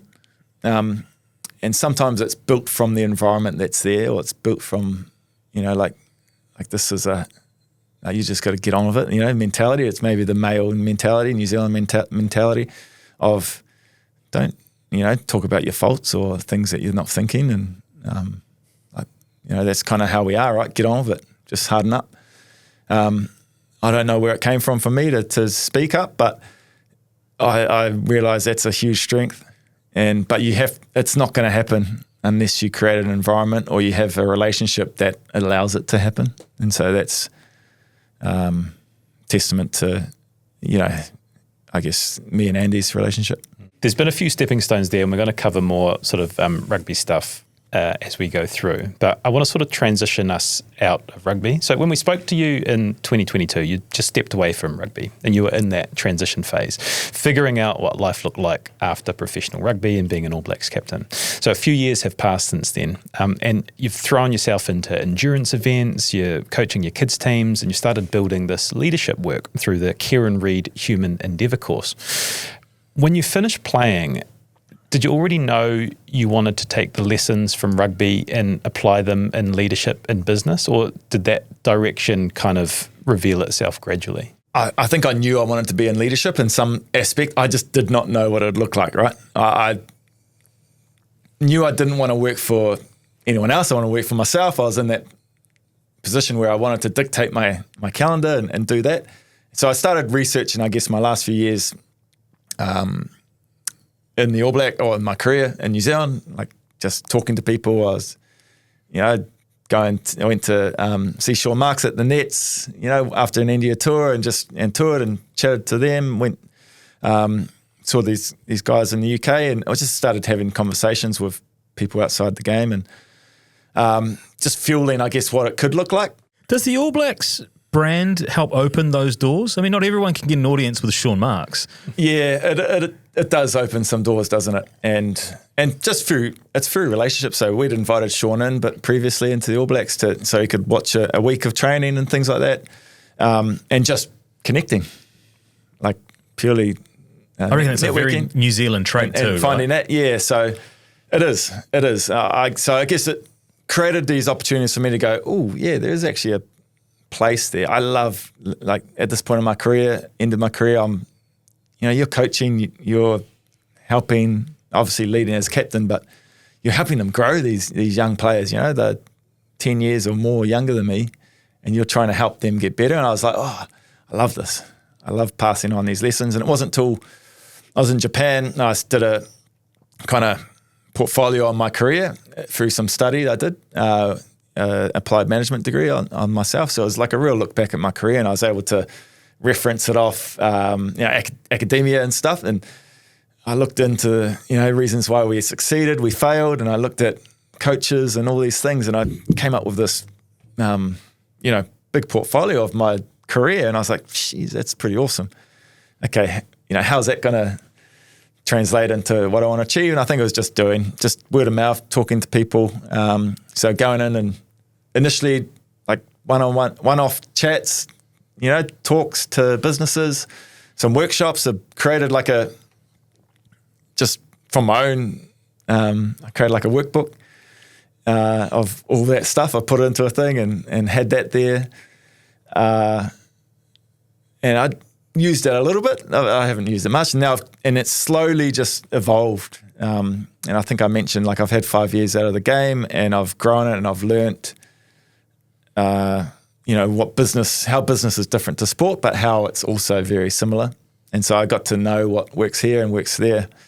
So it's been awesome. And the key behind it all is helping people. And essentially that's what leadership is. It's helping people. So you're leading these people into whatever direction you want them to take them. And that's a pretty powerful thing. And if you get great people in those positions, then you create epic people around the world and your team and in your organization. So yeah, that's what I love doing. And it's been different.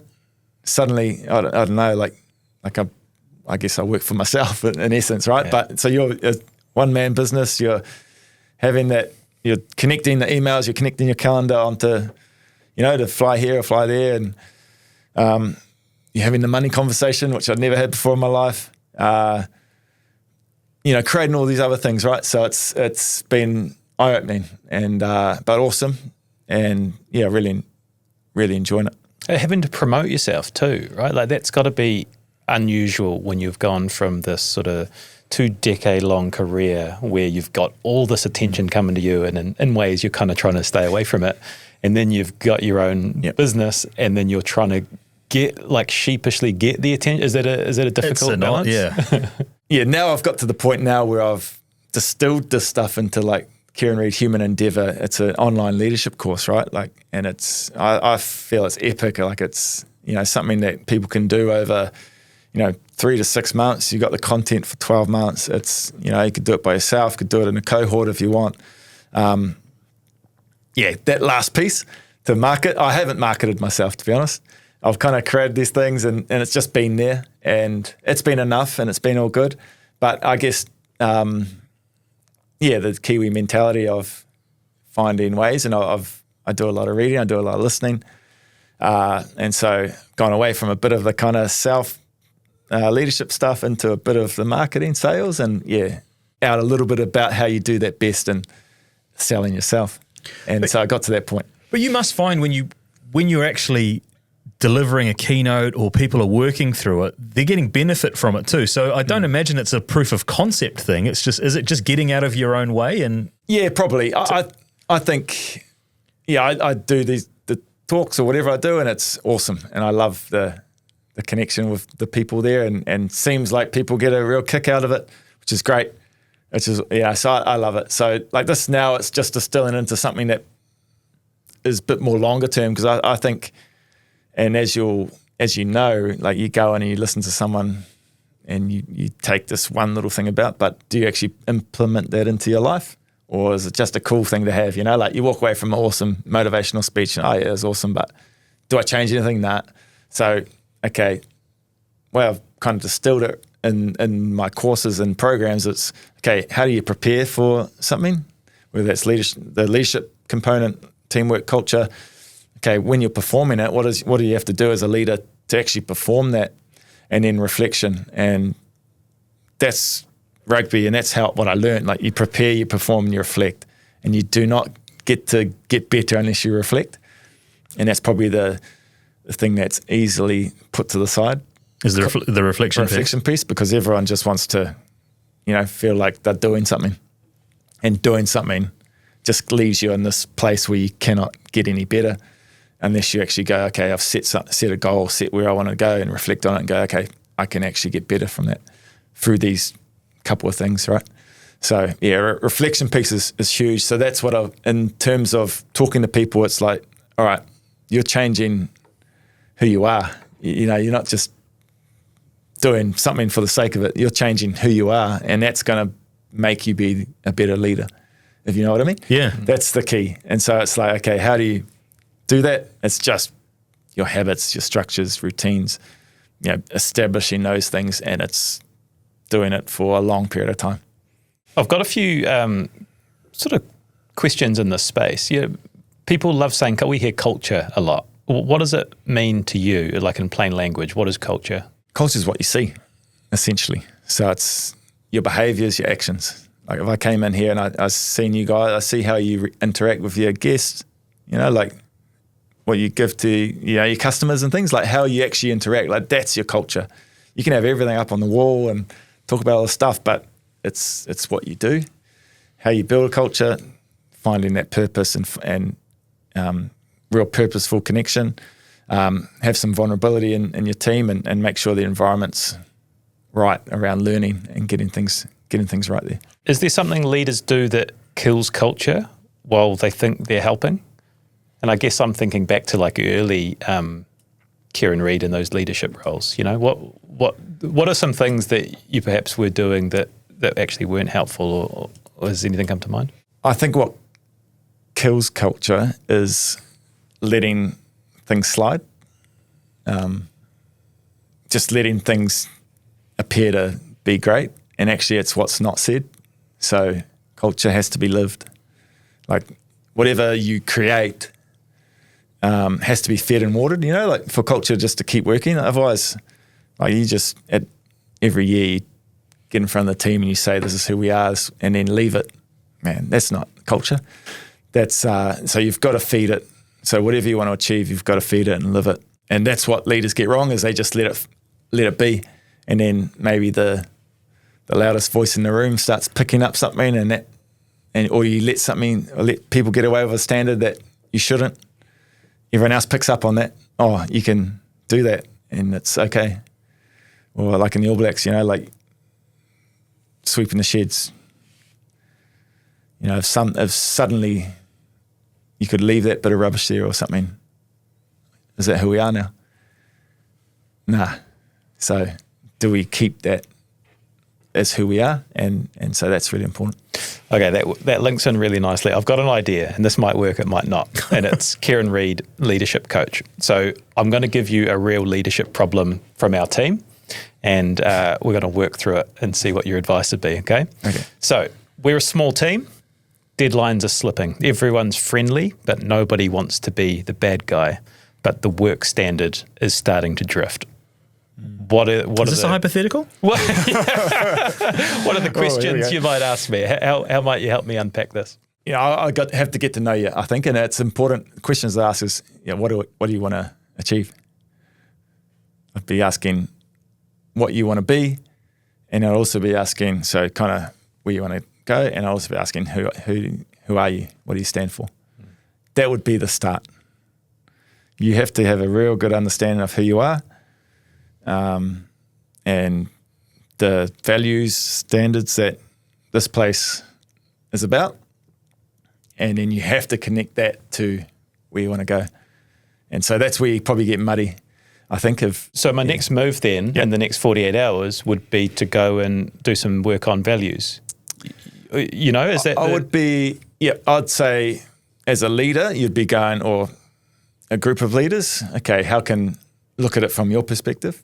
And then you'd have to go out to your team, okay, and I'd be asking those questions, yeah. Are we clear on who we are? What do we stand for? What do you think our identity should be as a business? Like, what's our real deep kind of things that dictate our decision making are our values, are what we stand for. So if we don't have that right, then our decision making is going to be a bit 50-50. I'll definitely be talking about how you can find a way to create those values or standards. Basically figuring out what you stand for. And what do I say word for word to the person whose standards keep slipping? And what if they get defensive? So, what if that person's looking back at you in the mirror? Exactly. Yeah. This is hypothetical. Yeah, hypothetical. Okay, this is good. We're really getting into the crux of it here. It's accidental business owners all over again. With Kieran Read. Yeah. The thing with those guys, I think it's, okay, what's our purpose here as a business? Are you aligned to us? And connect them right back into that. I think it's the key thing for people who maybe just aren't quite living up to the standards, or they're just happy to cruise, or or maybe they're pushing against it. You have to work with them. So as a leader, I'd say, let's bring them a bit closer now. All right, let's go, okay, maybe we can just show them a little bit of what we're trying to achieve here in a bigger picture perspective, and help them to understand how their role is so crucial and where they can, really, make a big impact. It's like that conversation I had, with a player. It's like, hey, where we're at here, are you connected to who we are? And then get that right, we can have a huge impact. This is hitting so hard. We did a lot of work on our purpose, and like all of our decisions lead. It's to be New Zealand's most trusted storytellers, to improve the lives of our listeners through storytelling. And every decision we make, it just feeds into that, and it makes so much sense, and there's so much clarity. Yeah. So it's I just wish you'd do things on time. That's that next conversation, standards. More questions. You passed the test, by the way. Okay, we'll keep you on. Yeah. We'll sign up to the course. Yeah. But I had a question on the course. So is like, you might have mentioned it before, and apologies if I missed it, but is it everyone together in a room, or are you? How does so it's an online course. Okay. So self-paced. So an individual can sign up and do it at their own leisure. Like, you've got access for 12 months to the course. I would envisage, if you do this properly, and as I said, this is a long-term thing, change that you're hoping to make, is that, a 6-month thing. Like, if you sign up as a business and you've got a few leaders in your group that you want to go through it, I'd encourage them to go through in a cohort base. You can certainly reach out and get me to come in and look at delivering something around it, start or end, of the course. But essentially how it's set up, right? So it's like your leadership blueprint. So it's who you are as a leader, how you lead is the first program. And then the second program is leading teams. So how do you lead and get the best out of teams and people around you? And then the last part of that is leading a culture, which is kind of what we just talked about. And so how you, as a leader, engage a culture, keep it alive, and don't let it drift. So that's kind of the topics within it. And it's kind of set up where I'll be giving you unpacking a story, something about leadership that I think is important, and then we'll go through some content that is backed by models, leadership models, everything. And then the key is the activities, the reflections that you do in your workbook, and asking those questions, the deep questions that are within that will help you grow. That reflection piece, are you obviously still doing that as you continue through your post-rugby career? That Yeah, it is. I do. In every aspect of your life, you. Yep, some formally, some informally. Like a lot informally, where I'm reflecting. Like I'll reflect on this tonight, or at home. Like I'll be in my head. I'll be reflecting on how I went. But that's just me. It's how I know I can get better. So yes, reflection. It doesn't have to be big, but in essence, if you can have a couple of questions, essentially, what went well, what could you do better, like. And you, whatever you're doing, just walk away and check yourself on those two. Man, you're going to be so much better for it than if you just walked away and forgot about it. So I think it has a huge impact on the evolution and being able to improve and get better. We've spoken about, all the lessons that you can take from sport into business. One of them that comes clear to me is pressure. Like, you are the world expert at dealing with pressure, like a World Cup finals, like high-profile All Blacks games. And pressure makes people do weird things. But what does it do to teams, and what's your advice for teams and people dealing with pressure? Pressure comes in so many waves. I feel, first and foremost, it's understanding what it is, and figuring out that it's real and it's a reality of every part of life nowadays. And so pressure on for an All Black is winning this big test match in front of millions of people watching around the world. But it also comes in the form of getting kids to school or stress of your everyday job. Maybe you can't get to exercise, whatever. There's all these things that come into your, into pressure, or stress, or however you want to look at it. So acknowledging it when you're there is the hardest thing to do, because I think people can get put into a pressure situation and that triggers these responses within us that we don't know is happening. And when we're in that state of escapism or fight, flight, red to blue, like Ricky Evans, the redhead, it is unhelpful for us. It's unhelpful for the people around us. And that's when we make bad decisions. We have no conscious memory of what we're kind of doing at that moment, so we can't actually fix it. So finding ways to understand that we are going to be put under pressure and maybe preempting when that could be is number one. So, recognizing when it's happening, I'd say, is probably the key. And so you do that initially, Seamus, through reflection.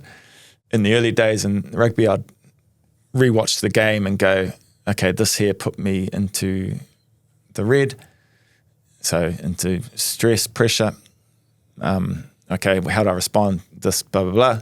I tried to fix it by making another big tackle, so I missed the tackle because I was in the red. All right, so this here triggers me to feel pressure. In that moment, I didn't know I was under pressure because my brain's gone. So recognizing it. So initially through reflection, and then you'll get good at it. Slowly get good enough to be able to, in the moment, be able to go, shit, I'm feeling a bit stressed here. And physical signs might help too, like you get a bit hot under the collar, you can kind of know you're feeling a little bit stressed. So that's another sign that you might be in that state. So recognize it, then you've got to get your attention back to right now, and that's the key. So on the rugby field, it's being in that next moment. And, in the boardroom, it's focusing on whatever is happening right now. It's, business, it's that task that you're doing. All right. We all know if we're focused on that, we're going to be giving our best in that moment. So this is where it can be done in different ways, but I'd say the simplest way is just finding ability to bring yourself to the now through breath. And you've probably done a little bit of it, and you've done some of the say. So like if you start consciously thinking about your breathing, you can't think about anything else, and it brings you back to the now. It just brings you out of your head. Maybe you're thinking about the future or the past. Okay, I'm here. I'm now. That's what I use that all the time now, all the time. So you brought yourself back to the moment, and then we've got to go focus. What is it? And essentially it is what you're doing. Like what is the thing that requires your attention right now? So focus on that. And that's the key.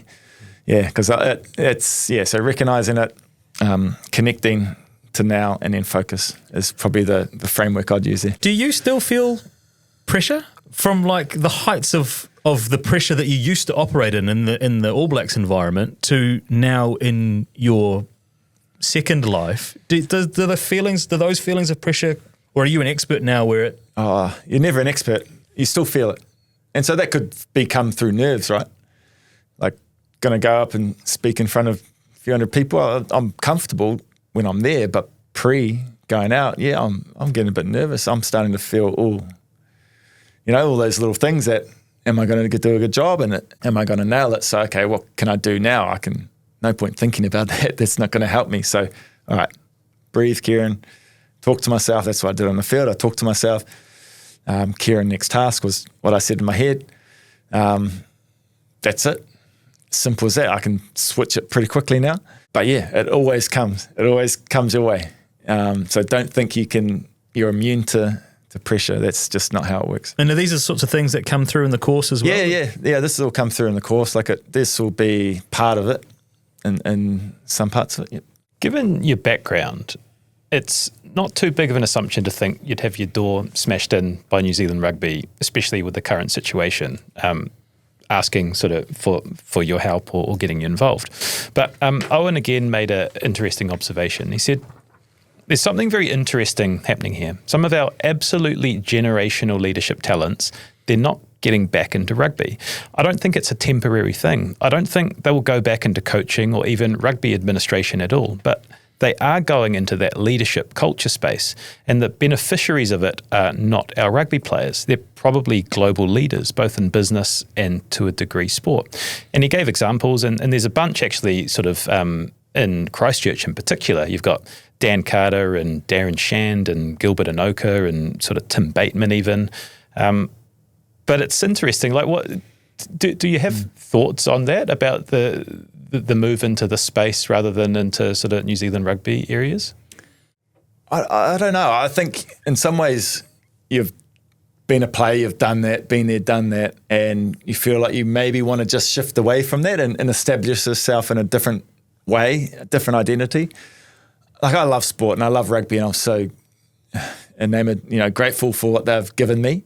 And so Crusaders is something I'm still connected with. So since I retired, I've looked after an emerging leaders group. I'm doing a bit more this year with the kind of that next tier of leaders in that team. And like, not many rugby teams in New Zealand are investing in their potential of their leaders, that next generation of leaders. And I think that's an amazing thing that they're doing. So I'm connected to, that's the only real connection to rugby. I talk to a few other people in the rugby community, but it's away from the game. It's them as personal people, right? Like, it is, just making them be a better version of themselves that will help them be a better performer, help them be a better leader. New Zealand rugby it's interesting. It's hard to watch sometimes as a former All Black and see it not go well, purely because of what you've given to, from my perspective, an All Black jersey, that you gave so much, and from the player's perspective, what's given and put into that jersey. So you want the whole organisation to be reflecting, I guess, what you feel as players. And, it's hard when you see, obviously the new coach now, but, CEO, CFO, high performance manager, everyone, not there, and you're going, wow, that's not really reflecting that well on us. So yeah, every player, and I talk to a few of us older fellas, and like, we care about the team, and so yeah, we'd give anything to really, in some ways, to help them and be the best. But you also know your place. That's that is removed. So you definitely offer if you ask for help. Is there a world where you might entertain getting into like high level sports administration? I don't think so. I honestly, I love the space I'm in right now, which for me allows me to do these awesome things within sport, but also in business. And it also allows me to, I'm going to Sri Lanka to, for a week for the under 85 kg tour. Yeah. Can say, yes. You made weight. Yeah. Because you have dropped a lot of timber. I need to drop a little bit more. Just in a different perspective, and other things that pop up. You can say yes to these things, and they're awesome opportunities. So I'm constantly, like, when I pop up and you see guys like who are in those roles, you chat to them and you offer perspective, and the governance side of things is interesting, and I don't dislike that. I think it's important, but maybe not right now. Who knows? We're recording this the day after Dave Rennie has been named as the new All Blacks coach. What does he need to get right in his first 30 days? Tough for him, I think, especially now, right, when he's going to be up in Japan and he's trying to I don't think he'll have any communication with the players, aside from Ari Savia and Anton Leonard-Brown, obviously, and his team. That will give him a perspective, which is handy. But like, for me, it's first and foremost going, okay, let's sort out the coaching team around him, sort out the management. I can't speak for Dave. I can only see Dave from the outside, and he looked like an awesome coach here at the Chiefs, and what he's done with the Wallabies. He had them kind of turned around just before they got rid of him for some stupid reason. So that part's fine. If I look back over the last few years, the All Black kind of group just needs to know exactly who they are, and I think the key thing is coaching players and that management group aligned, connected, fully aligned in what they're trying to achieve, and then, man, this team will do bloody well. So that's to me the key, and I don't know.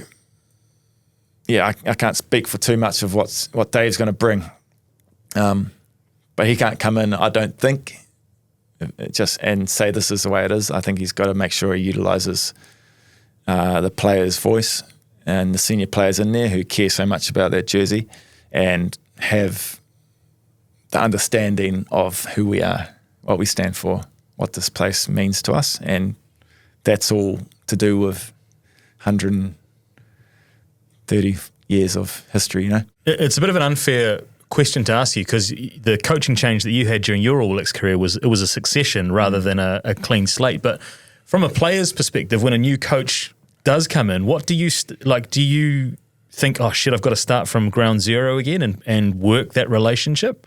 I'm going to speak probably from the Crusaders' perspective. You know, when Todd Blacker came in, when Fraser came in there, the key, I guess, what those two did really well is they were Crusader men, so they knew the ethos of what it is. And I'd say, you know, I think Dave been in New Zealand rugby for a long time. He knows, I guess, type of place this is. So I think as players, you don't want something completely fresh. You want to be able to still feel connected to what it is. But as players, you're also trying to impress because a new coach is going to bring a fresh idea, a little bit of a change. That was awesome for us when Fraser came in the Crusaders. You know, it's tough for Toddy Blackadder that we didn't win a title. We had, 2 finals in his era, and it got to the point where it probably didn't matter who it was in some ways who came in. We just needed a change, and it created something fresh. Players all bought into, we didn't change too much around that. We just had something fresh, and Fraser was different, and it brought awesome connection to us. So, yeah, it's just finding that balance, I think, of freshness and new without losing, because, your culture doesn't change just because the new coach is in, right? Your culture's still there, and it's underpinning all those things like we talked about around your decisions and how your players feel comfortable because of the environment they're in to be able to give of themselves. So, yeah, that's going to be the key. Which was the blueprint for when Scott Robertson came into the All Blacks. It was different and fresh and different from the last the last Graham Henry, Steve Hansen, Ian Foster. So what happened there? Yeah, I don't know. I can't. You just don't know unless you're in there, and I can't say what happened. I think you look in it from a perspective of what I just talked about around culture and around you need alignment between everyone, and so the only whispers you can gain from is what's been said in the media, which tells you that maybe there wasn't quite alignment there. And so that's, to me, I look at that and go, that's tough to take as an ex-player. I think as players, it shouldn't be getting to that. Like, you should be proactive and what you can try and get to, achieve in this team. And that's really about having conversation that needs to be had. And with Dave Rennie coming in, like, you've got 3 games and then you're going to one of our greatest rivals and best tour. I'd be so awesome to go and play on that tour. Like, so you need your players to be fully committed, and the players need to find their voice, and they can't wait and just see what Dave's going to be like. They need to go be proactive. The players need to start the discussions because there are other guys out there. That's essentially what it comes down to, and it's more and more that way, that the players are the ones out there. So if they need to find that voice, so they'll need to do that themselves, but also be given that opportunity. When that Razor news dropped, could you leave your house, I'm thinking about that week afterwards, without every single person you interacted with asking you, hey, what's happened? What's happened with Razor? It must have been everywhere, right? Yeah, it was everywhere. I think the fact that I'm removed enough, it was okay, and I didn't have an answer. I couldn't have an answer. I just look at it from a perspective from a mate, and you feel for him, and you feel that the thing around that, I kind of go, how or why it couldn't be fixed. So obviously something's in there. I'm not privy to that information. So no, it's just about a case of, from an ex-player's perspective, okay, you want this jersey to be, being at its best. And so, I'd say you definitely feel for Fraser in there. And I go, well, there's lessons within that. Let's not lose those lessons over the last couple of years. Like if we lose the lessons, and that's going to require players to step up there, because Rennie's coming in and he hasn't got the same lessons that Fraser's got. What Fraser's just had in terms of those lessons there in the All Black jersey over 2 years, they're going to be so valuable for him moving forward. So that's where, that's the adversity piece, and figuring the era of the All Blacks, 07, worst ever World Cup, to turn around to win it based off a ballsy call to rehire the coaches who gave us our worst ever result, right? Yeah, I know that they had an awesome performance before that, but they had a lesson, they had a blueprint to be successful at World Cups, and they'd gone through some hurt, and they could put it into action. On a human level with Fraser, I imagine he might have just turned his phone off for that week because it would have just been chaos. But what do you do? Do you send him a text or give him a call or go and visit him? Like, when something bad happens to someone what's your... Yeah, look, just send him a message, right? With me and Fraser, and understandably it took a while to come back, the message to come back. But, for that there, it's a hard one. So you just want to, kind of feel for him, and back him as much as you can, I guess, in that space. I know you coach your kids, but would coaching senior rugby be anything in your future, Kieran Read? No, I don't think so. Maybe that's in 10 years' time. Coaching it's leading, and so that's what I love. So I actually enjoy that, but it requires a lot of you. It's worse than a player in terms of time commitment, in terms of the professional level. It's something that I can't see myself doing right now. Although I do enjoy it. I enjoy the kids level. And I love coaching because you can see, especially at that level, you see them improve, and you see them get better, and you see when they pull off something that you've trained and they do it. It's one of the great feelings. So it's not gonna happen at the high level. And then from your experience, like you being a captain and someone being a CEO, is that the most direct comparison from sport to business in terms of that crossover? I think captain's more in the down on the floor, probably if you think about it. But I learnt off the coaches. I learn off everyone. So you've got a CEO is all encompassing in some ways, trying to look after every single part of the business, which is probably where a head coach is kind of going. But it's the same ethos of figuring out how you align your people, how you use the people that can be your leaders in their certain areas to the best of their ability. How do you empower them to take responsibility so you don't have to be there all the time, like that helicopter thing. So, building trust, building a team, all that is similar to, I guess, when you talk about a CEO. I've saved us a bit of time. I've got 9 big questions here, and these are going to take us all over the place, but there's certain guests I'm quite excited for these for, and you're certainly one of them. No pressure. Right. So the first one is... He doesn't feel it. He'll just watch the breathing change. When you stopped being Kieran Read the player every week, what changed in your head? It just freed me up, I think. As a player, I was constantly looking to get better and looking at ways to get better. So once that stopped, it kind of meant I didn't have that thing that was just driving me constantly. So that changed. And so suddenly you lose that in your head. It's you could say you lose that whole driving force, right? But it was just time I finished my career, rugby was there. And I had all this other stuff here. So I lost that bit. Yeah, when I finished, I was happy to be finished. The body was saying that's enough, and the mind as well was going, okay, you can just relax a little bit, but now you can focus on something else. Well, the body was saying it was enough, and then you go and get into endurance sports. Right? Yeah. What's the endurance stuff you've been doing? So done the Old Ghost Ultra, so that's 85 Ks twice. Body saying stop, go and do an 85K race instead. So something like that, and then just That's more mental than anything it's else. more. Isn't it? It's a bit of both. You still have to actually, do fair. the. I shouldn't take the 85K. Don't take do the the physical work like that's the work up to it that takes a bit. But mental, man, it's crazy. It's crazy. The whole mindset thing, you realise how much that can push you through.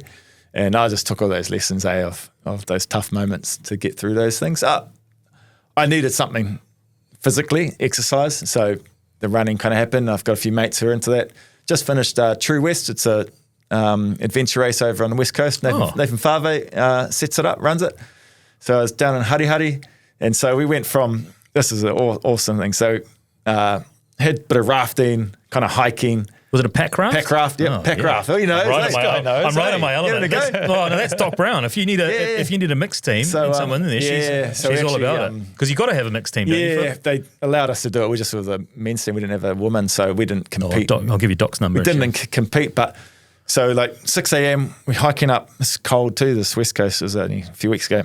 Hiked up the Wanganui River, an hour or so, and then we jumped into the river. There's a few rapids there, and it'd been up the day before, quite high. We'd been in the pack raft once before.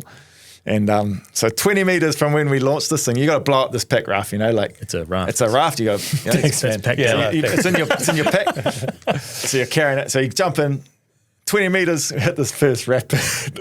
me and my mate, the two guys in front of us beached themselves on the rapid. And we came in and we hit them. They went up, like knocked them off, so they got to carry on. And we went bang straight in the water.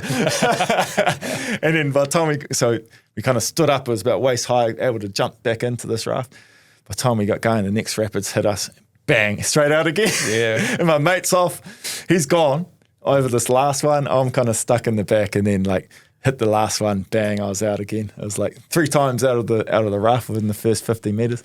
God zone on your horizon? Oh, that seems crazy. Yeah. Like the days thing seems like, a little bit. There's a lot into that, and obviously it takes you a lot to recover from. So it's a big commitment. I see you light up talking about this stuff that you're doing now. So how do you define happiness these days? Yeah, it is. It's just leaving home in my running shoes and going for a run. Like that is kind of in some ways gives me the ability to fill my cup and I love just being out there in the elements. Being in nature is special. I live right by the Waimakariri River, so within a K, I'm down the trails there, and it's special. I think happiness though too is I get fulfilled from the kids and family and what have you. So. It's a lot in that. Do you have any rules that you live by now that you didn't when you were younger? Say you didn't in your 20s, but something it's a bit of a rule in your life now. It's kind of it's a Reacher thing, like Jack Reacher. I don't know if you're familiar, but it's like the way you do anything is the way you do everything. So it's just the type of person I want to be, where I probably didn't have the understanding of what that was maybe in my early 20s and things. Of who I was and how you operate is just how you operate. You should just be the same kind of person as you are when you're doing 80 minutes for the All Blacks, an adventure race, or just catching up with you guys or whatever. I just want to be that person, right, who's a good bugger. Yeah. Have you done a lot of work in that space of finding out who you are? Because we had like Owen Eastwood on, and I know that Belonging is one of your favourite books. I know you guys connected sort of after that. He said you sent him a really beautiful message. But I wondered how much work you've done into sort of understanding where you come from and who you are. Yeah, like I was in the background when I was in my rugby days. But when I'm teaching leadership now, you cannot understand who you are as a leader and be an effective leader without, figuring out who you are. So looking at those key values that you really hold dear, because those things are going to really, and even if you haven't done, I look back at those, they're ingrained in you. So you've just got to find a way to find them. Once you know them, it makes it a lot clearer around why you're making decisions. And it helps you to make decisions in an easier way. So I did, when I was doing my study, where I did it properly, I guess, and had a really good look at who it was. And like if I look at my values as a person now, it's respectable and accountability are kind of my two. And I think those are pretty full-on ones. And I'm that type of person, but they cover so much ground. Like respect is kind of, for me, as growing up, it was respecting my parents, respecting authority. It was what was like put into me. Like, and like I think if you do that and you respect them by showing up with the best, putting my best foot forward, is respecting wherever I'm going. So that's quite huge for me. And accountability piece is links to family. It's like, man, this is my opportunity. I've been given this amazing opportunity. You don't waste that. Nowadays with my kids, I'm like I'm, you're responsible. So you're accountable for growing these kids into who they're going to be. And I put things on myself a lot. And even if it's, you're out in the middle of Old Ghost Road and it's like, man, I'm accountable for myself here. Yeah. You got to get yourself up this hill and down. And so it's just because it's who I am. And they drive, I guess, everything. We are dressed by and have partnered with Barkers, and for every guest we have in, we ask them if they've got a fashion rule or a piece of grooming advice or some style tips. Wanted to pick your brain, Kieran. I feel like you have some quite rigid rules perhaps what do you around got? your fashion. Normally it's never to iron my shirts. So, close in here. Yeah. Beat me to it. Look, I grew up with an op shop kind of background. So I always had a collared shirt, was always pretty big in my life. And so, faux pas back in the day was the T-shirt over the collared shirt. You know what I mean? Yeah. I had that. But no, I went into the ABs. I think for me it was bringing out something different. So like a nice shirt. And we'd go out for dinners and stuff, and I'd make sure I'd put on my nice shirt. That for me, that's what I guess is part of my makeup. You don't mind a cheese cutter either, do you? Yeah, I don't mind a cheese cutter. Yeah, love that. Yeah. Cody Taylor said that about you. Said you would always have a button-up collar for every dinner. Yeah, so I was like, that was because that's going back like in an op shop when I was a kid. I'd always find these like shirts, So, now still, that's my go-to is a nice collar. I like it. And normally a bit of colour. So a lot of the Polynesian boys would always love me because I'd be wearing this kind of quite colour, collared shirts and button-up ones. And I'd be like, oh, Rito, wow. Stylish guy. It's good. I heard a Napoleon Dynamite T-shirt to a gig or something like this. Oh yeah, I'm not afraid to embrace a bit of Napoleon, embrace a bit of my nerd side. So a dress up, I think it was Mikaeli Tu'u, who was I played age group sides with, played Canterbury with. He's a dead ringer for Pedro. So, and you could kind of see Napoleon in me with a bit longer hair back in the day, and. So that was. So I've got that outfit in the garage if I need it. What do people get wrong about your career from the outside? A simple one is a lot of people think I'm Christchurch born and bred. Maybe they're like, oh, especially even Cantabrians, right? They're like, feel like I'm one of us, and maybe it's that's certainly something that. People get wrong, and probably even now, I think they think maybe I've been down there long enough. But it's that's one. I don't know about my career. I think that's a really important point, though. And I know you made the point back in 2022 about how your upbringing really enabled you to connect in with different groups of society. I think club cricket, you put it down to as being a young man amongst a group of men and being able to do that, but also through Counties Manukau Rugby being able to connect into Māori and Pacifica communities too. So it probably is buried in the headline that you did come from that melting pot of New Zealand. Yeah, it is, I think, because I didn't make any teams before I moved to Canterbury. So I guess if you just saw me pop up, that's where you see players come in nowadays, right? So, yeah, it was that upbringing had a huge impact. And if you talk about values and how you're creating, background and of who you are, that was, my formative years. They have some of the biggest impacts on you as a person. And yeah, those relationships that I created in that time was huge. In 20 years, what do you want your kids to say you were like? I just hope that they say that Dad cared about them, spent time, and was there. Probably as simple as that, I think. Yeah. What's the most painful feedback you ever got that turned out to be true? Shag told me that I was not very flexible in my thinking, that I wasn't open. That kind of hurt me at the time. This was I think, and I probably got set in my ways a little bit at some points, maybe. And I definitely could get better at it, so I did work on that.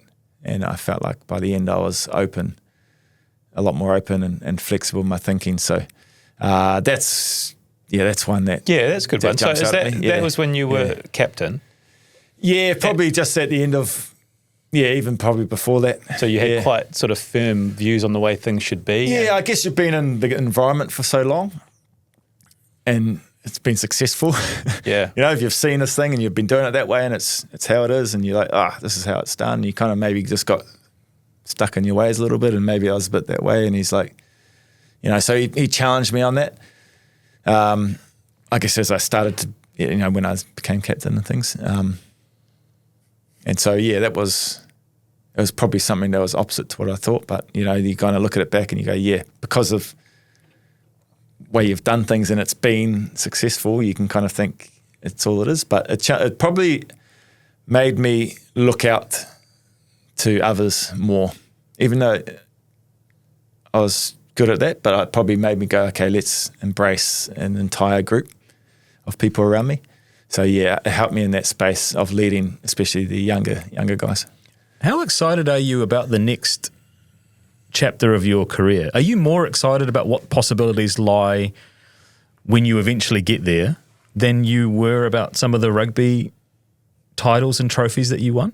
Oh, that's tough. I think I finished my career and I'm not chasing something that's going to be like running out in Eden Park, 2011 World Cup, Twickenham, 2015, or Ellis Park, massive crowd, massive game.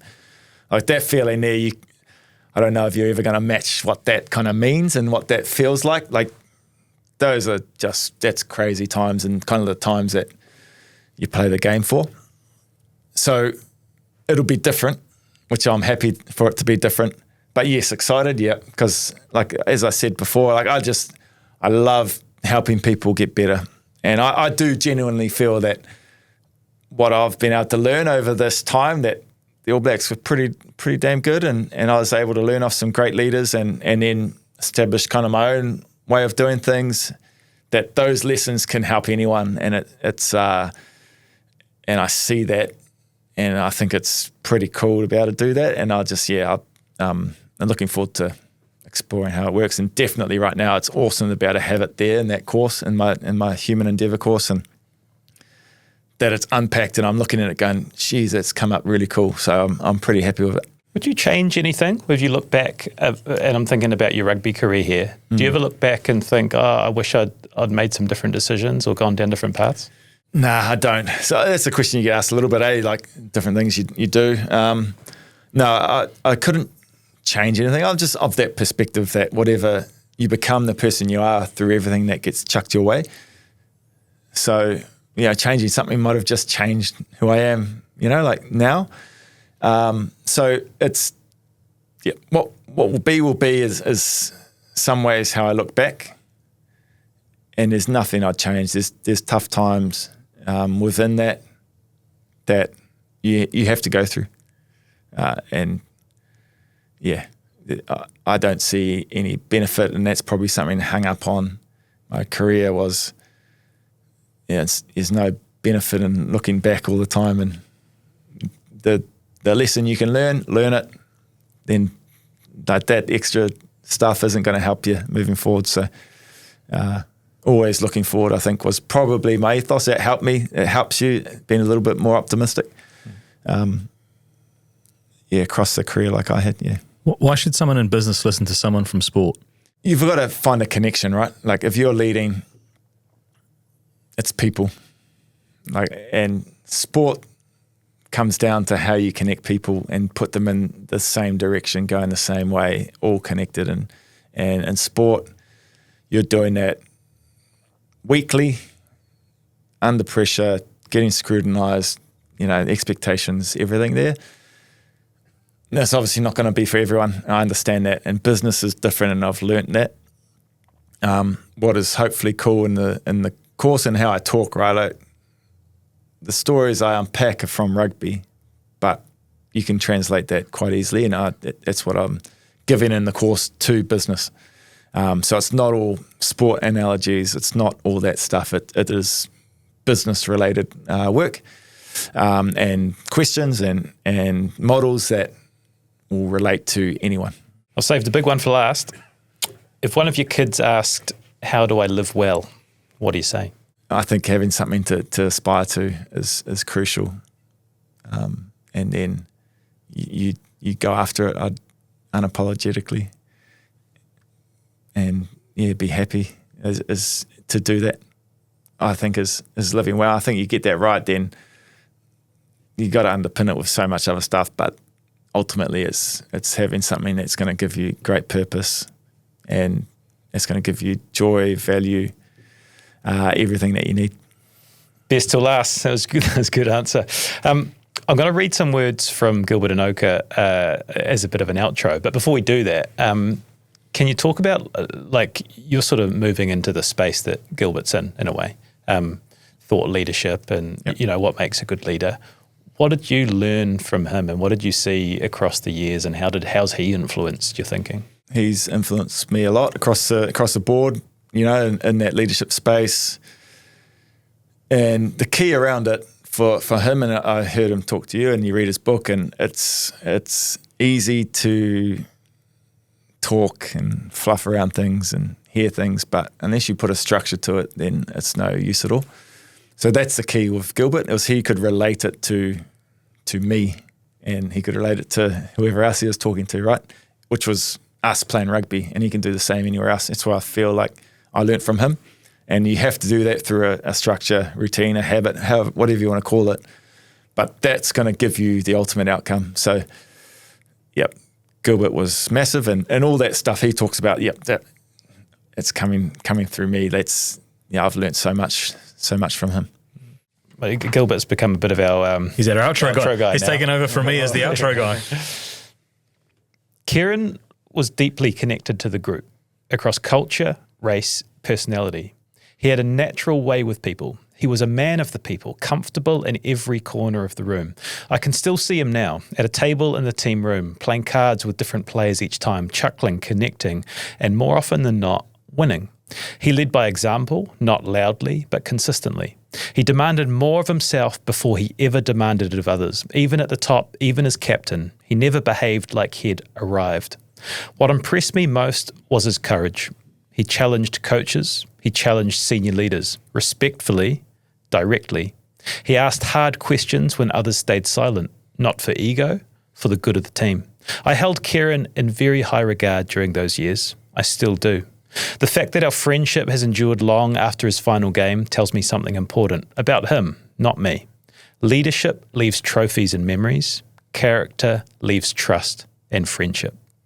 Kieran had both. Wow. Yeah, it's a special relationship when you go through so much with individuals, and Gilbert's one of those guys, right?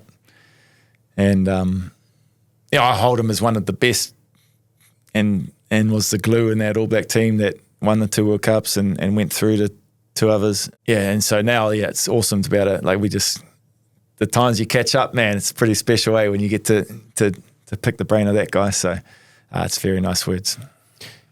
You said you're sort of uncomfortable doing the marketing, or you're sort of leaning into it. This has been, for anyone that's got this far, this has been the best form of marketing because they're aware that you're in this space. Where can they find your course, and if they want to, what do they need to know? Yeah, just kieranread.co.nz. It would be the easiest way. And just get in touch there. You can find the course and get in touch with us and inquire.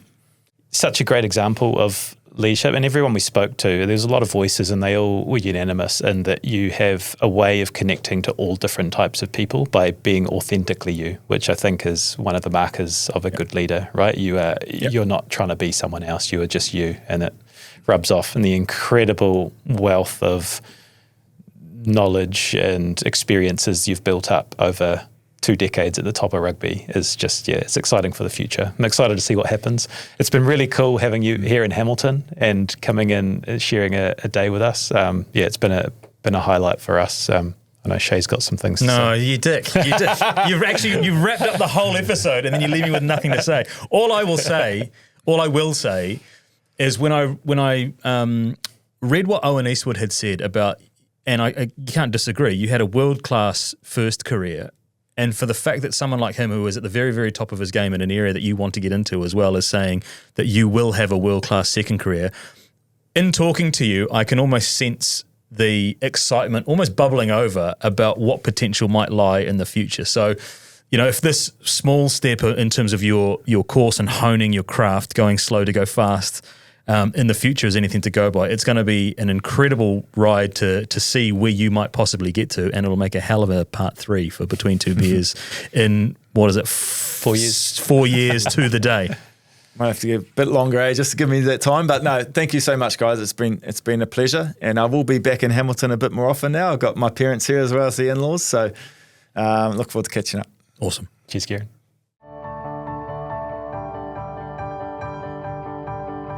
There are some people in life you never want to forget. But life happens, people get old, memories fade, and then one day it's too late to ask the questions that matter most. That's why we created Reflections, to capture the magic before it slips away. At Reflections, our award-winning interviewers sit down with your loved ones in person with time, care and curiosity and capture their life story in their own words. The result is a beautifully crafted family documentary, something you and your loved ones will return to, share and treasure for generations. One day, you'll want to hear that laugh again. We make sure you always can. Reflections, keeping family stories beautifully alive. Find us at reflections.life.